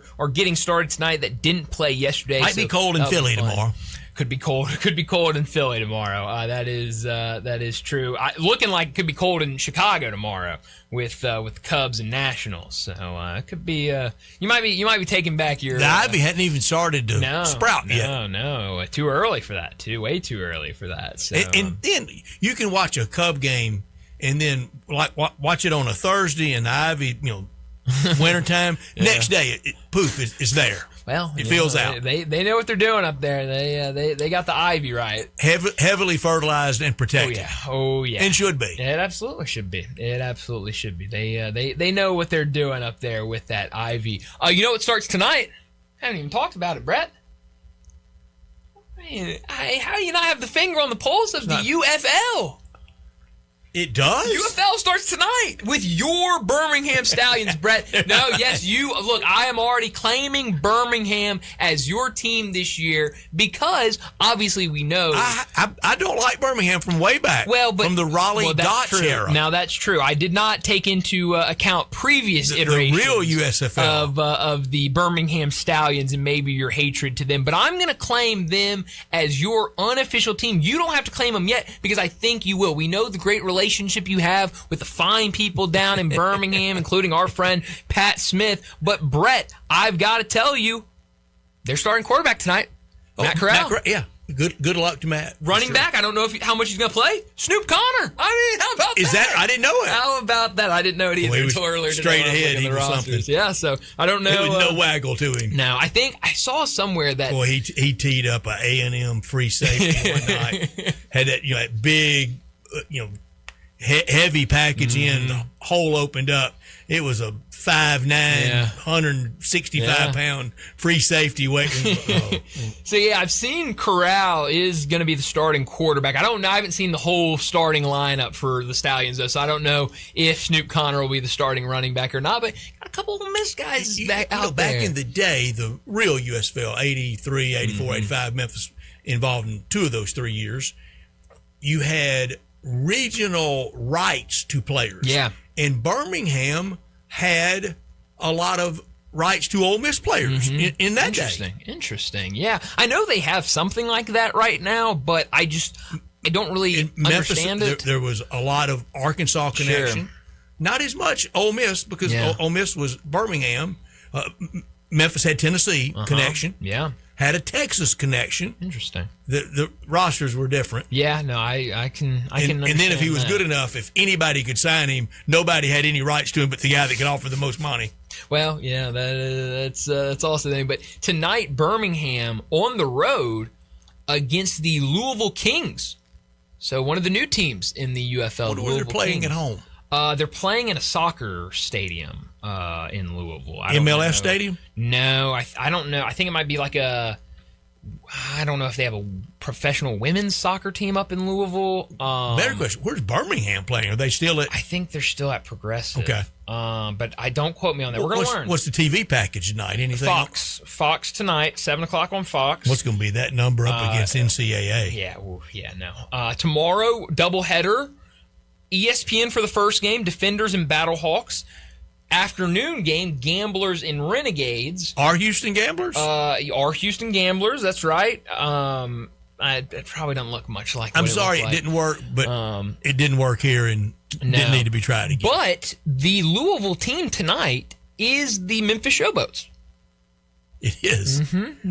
Well, they have quarterback issues then. Yeah, and I don't think any of the quarterbacks that were on the roster last year are still on the roster. They shouldn't be. But I don't really know exactly. They played their way off most rosters. Believe me, Brett, I have not kept a super close eye on the happenings of the UFL offseason. I want it to work if for no other reason. Our good friend That's Steve right. Macy that's still working with UFL. And he, I believe, is working very closely with the Kings. So I think he kind of followed the Memphis team up there. Wish Steve will. Yeah, and so it seemed like, I don't know the other two teams, which ones they were allotted from the other two teams that didn't last, but I do know for a fact that a good amount of the Memphis Showboats players are on this Kings team. So maybe take the Stallions tonight. One of the great nights, I'm telling you, way up there in the history of Memphis sporting events. The story had hit the papers about Reggie White signing the big contract and going to a clothing store here locally and spending a lot of, for now, but a lot of money for socks. It was like $1,600 for socks. Wow. I would say most guys' sock budget could make it on 50. Sure. 100 would really get it. Sure. 500, you're in good shape. Oh, absolutely. The story was very unflattering. Some of the details, some of it was gift, some of it wasn't completely told. Anyway, so to embrace it, the Showboats PR team, led by Rudy the Rogue, Rudy Schiffler, they decided to have sock night. Okay. And so when they introduced every player, they introduced the defense that night. Like Mossy Cade came out waving one pair and threw it up in the stands. Reggie White came out with like 10 pair and those big old hands that he was waving. Place went crazy. And the stadium then seated about 50,000. It was about 45 legit I think against Birmingham. Interesting. And place went crazy. Wow. And loved him, and he was just such a player. That's a good way to spin a story and make it more positive. So, big heart for Reggie White. Oh, what absolutely, a player! Absolutely. But I'll tune in a little bit to the UFL tonight. A couple of Tigers playing in the UFL. Davion Ross, the cornerback, he's with Birmingham. Rock Taylor, the wide receiver, with Columbus, and then edge rusher Jalen Allen is with Louisville. So two former Tigers going to be on the field. Trying to catch on somehow. Yeah. I think Jalen Allen, he got an undrafted free agent contract out of college, didn't work, came to Memphis. After his season last year, Memphis got on in the offseason with the 49ers and then didn't work out. So, it's a good opportunity. Here's the question, Landon. Do you have the UFL covered for us? Oh yeah, no, I'll keep up with the UFL this year for sure. No, I'll have us on the UFL. I don't know how much I'll be watching tonight. Like I'll tune in. You don't think we should do a Stallions bankroll? No. Stallions on your team. I'm all basketball and baseball the rest of this weekend. It's Brett, golf. I'm a free agent. This year for the UFL. So I'm taking offers. If you got an offer for me, if you're a team out there, believe me, I'll support your team. Are you? Back with Hawks, huh? Why? Back with the Bottle Hawk. Stephen McBride, wide receiver at Hawaii. He's there. Okay. I guess that is who's quarterback for the Hawks? Is Tiamu? I'll get back to you. Is Max Duggan, maybe? Maybe. The TCU quarterback? I think so. Yeah, I think he might be. I'm going to double check that. Yeah. Tiamu with anyone? I know he was with DC. Yeah, he might still be with DC. I'm not sure. I looked at the quarterbacks the other day, and I can't remember who well, if he was with who. If he was in some of these offenses now. Oh, yeah. No, he would make it work. But, yeah, a lot to watch tonight and into this weekend. I mean, really, whatever you want to watch. Now that you got spring football, now if you're just really need some football in your life, you got that now. So you got baseball, basketball, football, That'll golf. be enough. Baseball, and basketball, and golf will be enough for me. There you go. You won't be tuning in. I'll have it covered for us. Don't yeah, you? the Battlehawks either have Max Duggan or A.J. McCarron if he returns. No, A.J. McCarron's coach.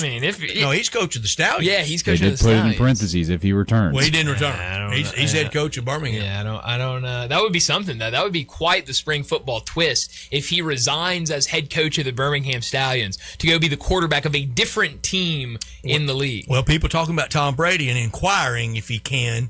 Ted Turner put on a uniform and was manager for a game or two for the Braves, and Bowie Kuhn said, get that uniform off and get out of that dugout. Wow. And I want to say his number was the cable number for what is now CNN for TBS. Interesting. Wow. Maybe he wore 40/17 because it was like a VHF number, and Kuhn said, get out of that dugout. Get out of there. That's funny. That is interesting stuff. Well, we're about to get to our final break of the day, but before we do that, let me remind you, we're getting to dinner time. Maybe you're thinking about what to get tonight or maybe this weekend. Well, the perfect place, it's the Commissary. You can get that world-famous Memphis-style barbecue any night at the Commissary. It was awarded the best barbecue in the city in the Commercial Appeal's Best Barbecue in Memphis 2025 Bracket Showdown. And you can visit either location in Germantown or in Collierville and go for lunch or for dinner. Stop in at the Collierville location and try the all-you-can-eat buffet, available Monday through Friday. Pick and choose between 3 proteins, 5 sides, a salad, and a drink, all for just $15.95.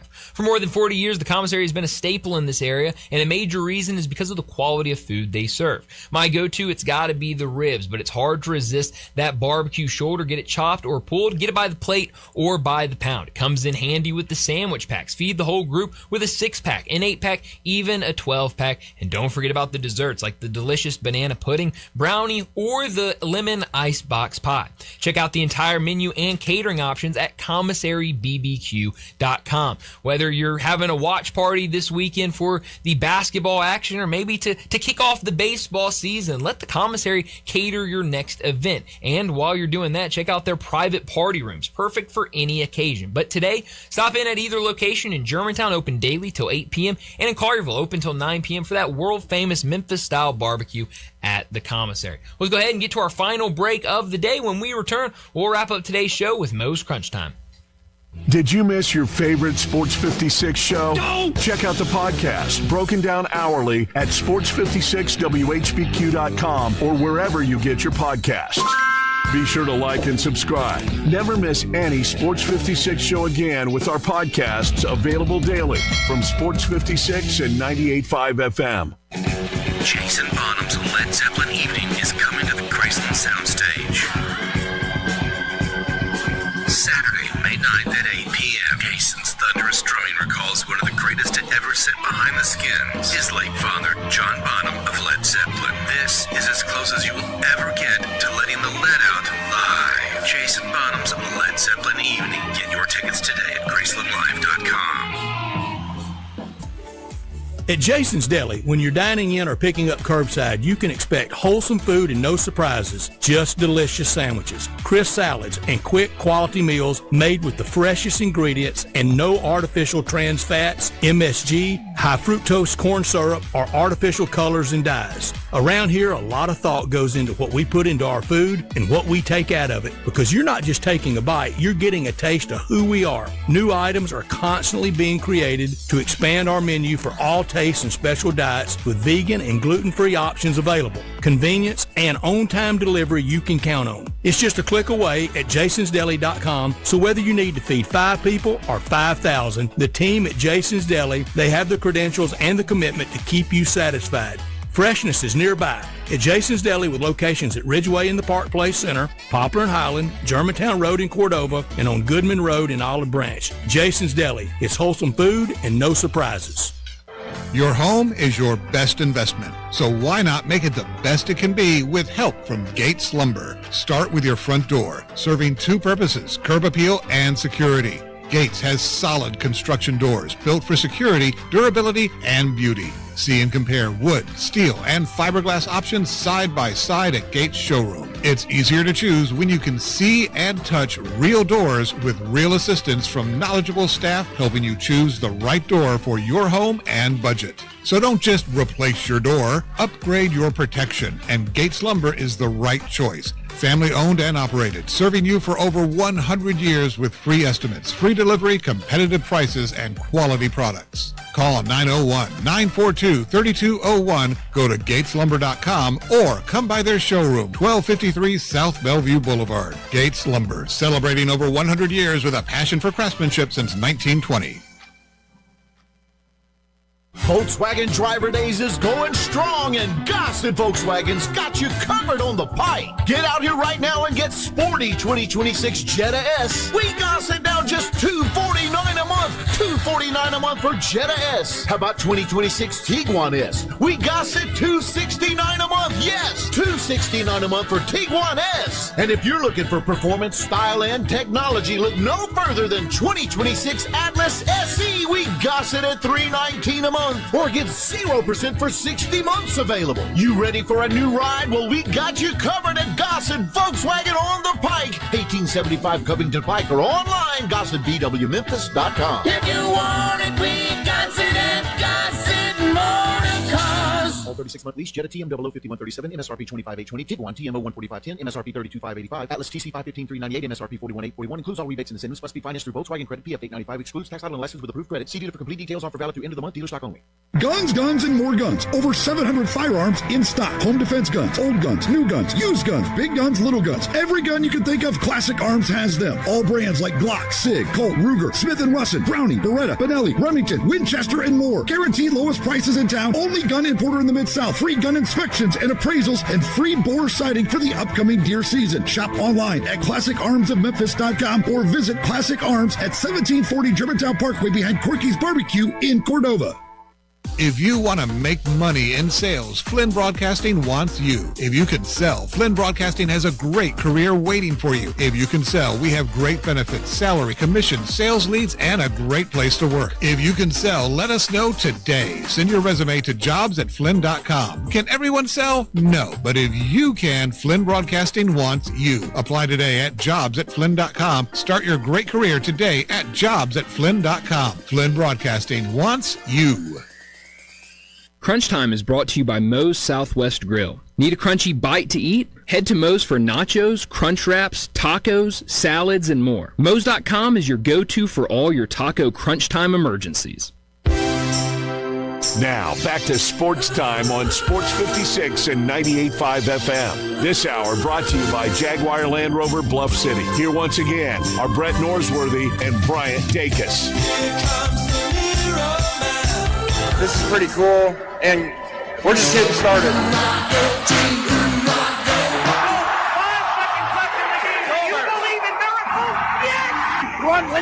Spanning the globe.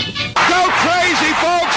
Go crazy! This game has always been called the world's greatest cocktail party. Do you know what is going to happen here tonight? This is for all the biggest Crunch Time. You are looking live. In your life have you seen anything like that? Crunch time between the hedges. The ball game is over, and Memphis has its first win in 16 tries, its first win ever against its fierce in-state rival Tennessee. It's obviously Crunch time.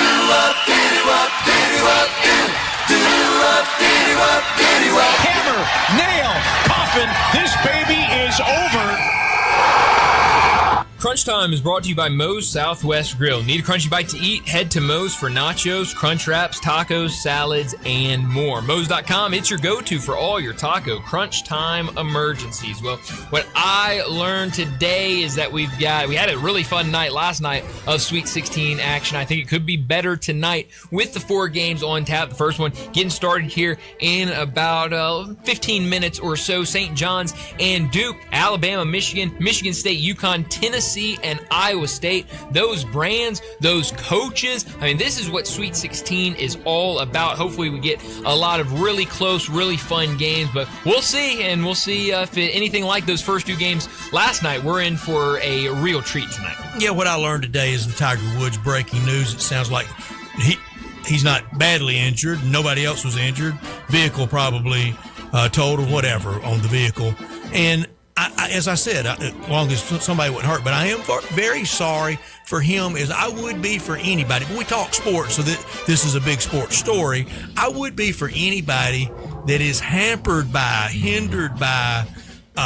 heavy laden with an issue, a problem, and it appears that he may have a lot to work out. It could be on the lighter end that it was just, look, I took too much for my hip hurting. It could be that. I doubt, and I'm sorry for that for him. Yeah, I mean, look, the problem is this isn't the first time. If this was the first story we've seen of Tiger Woods, we would all go, oh, well, those surgeries, maybe some happen. But because it isn't the first, we all go to the extreme. And I'd say the same thing for a player like Draymond Green that I don't like. Definitely. I don't want anybody not living their best life. Yeah, and so, if this is something where it is a problem for Tiger Woods, I hope he gets the help that he needs and that he can really attack this issue, because, this doesn't seem anything new. Again, we were talking about when all of our first reaction is, hey, this is happening, that is an issue. So that's what I could have done without too. Yeah, me too. And the Tom Brady at 49 wanting to play. Yeah, no. That's just insane. That's just him wanting to be in the headlines. Maybe he can do everything. Announce, play, and all. That would certainly be something. Technology, I think he could do it. Where are you beaming tonight? Chicago, my kind of town, Michigan, Bama, Vols, Iowa State, in the building Michael Jordan built. And tomorrow, Nationals at Cubs, and on Sunday, those two winners meet. Yeah, no, that is going to be a fun weekend in Chicago. Beam me to this UConn and Michigan State game. I've talked about it a lot. I think it's going to be a really, really fun game tonight. All these Sweet 16 games. Grizzlies and KD downtown tonight. That'll be a lot of fun. Anytime Kevin Durant is in town, it is the start of 32 straight Major League Baseball weekends. Yeah, it's going to be a lot of fun. So you got baseball, you got basketball, UFL, if that's what you're into. We also got Ole Miss baseball. They're in action against Mississippi State. We're going to get you over there in just a second. But that's all the time we have. Enjoy your week, and we'll talk to you on Monday. It's gone.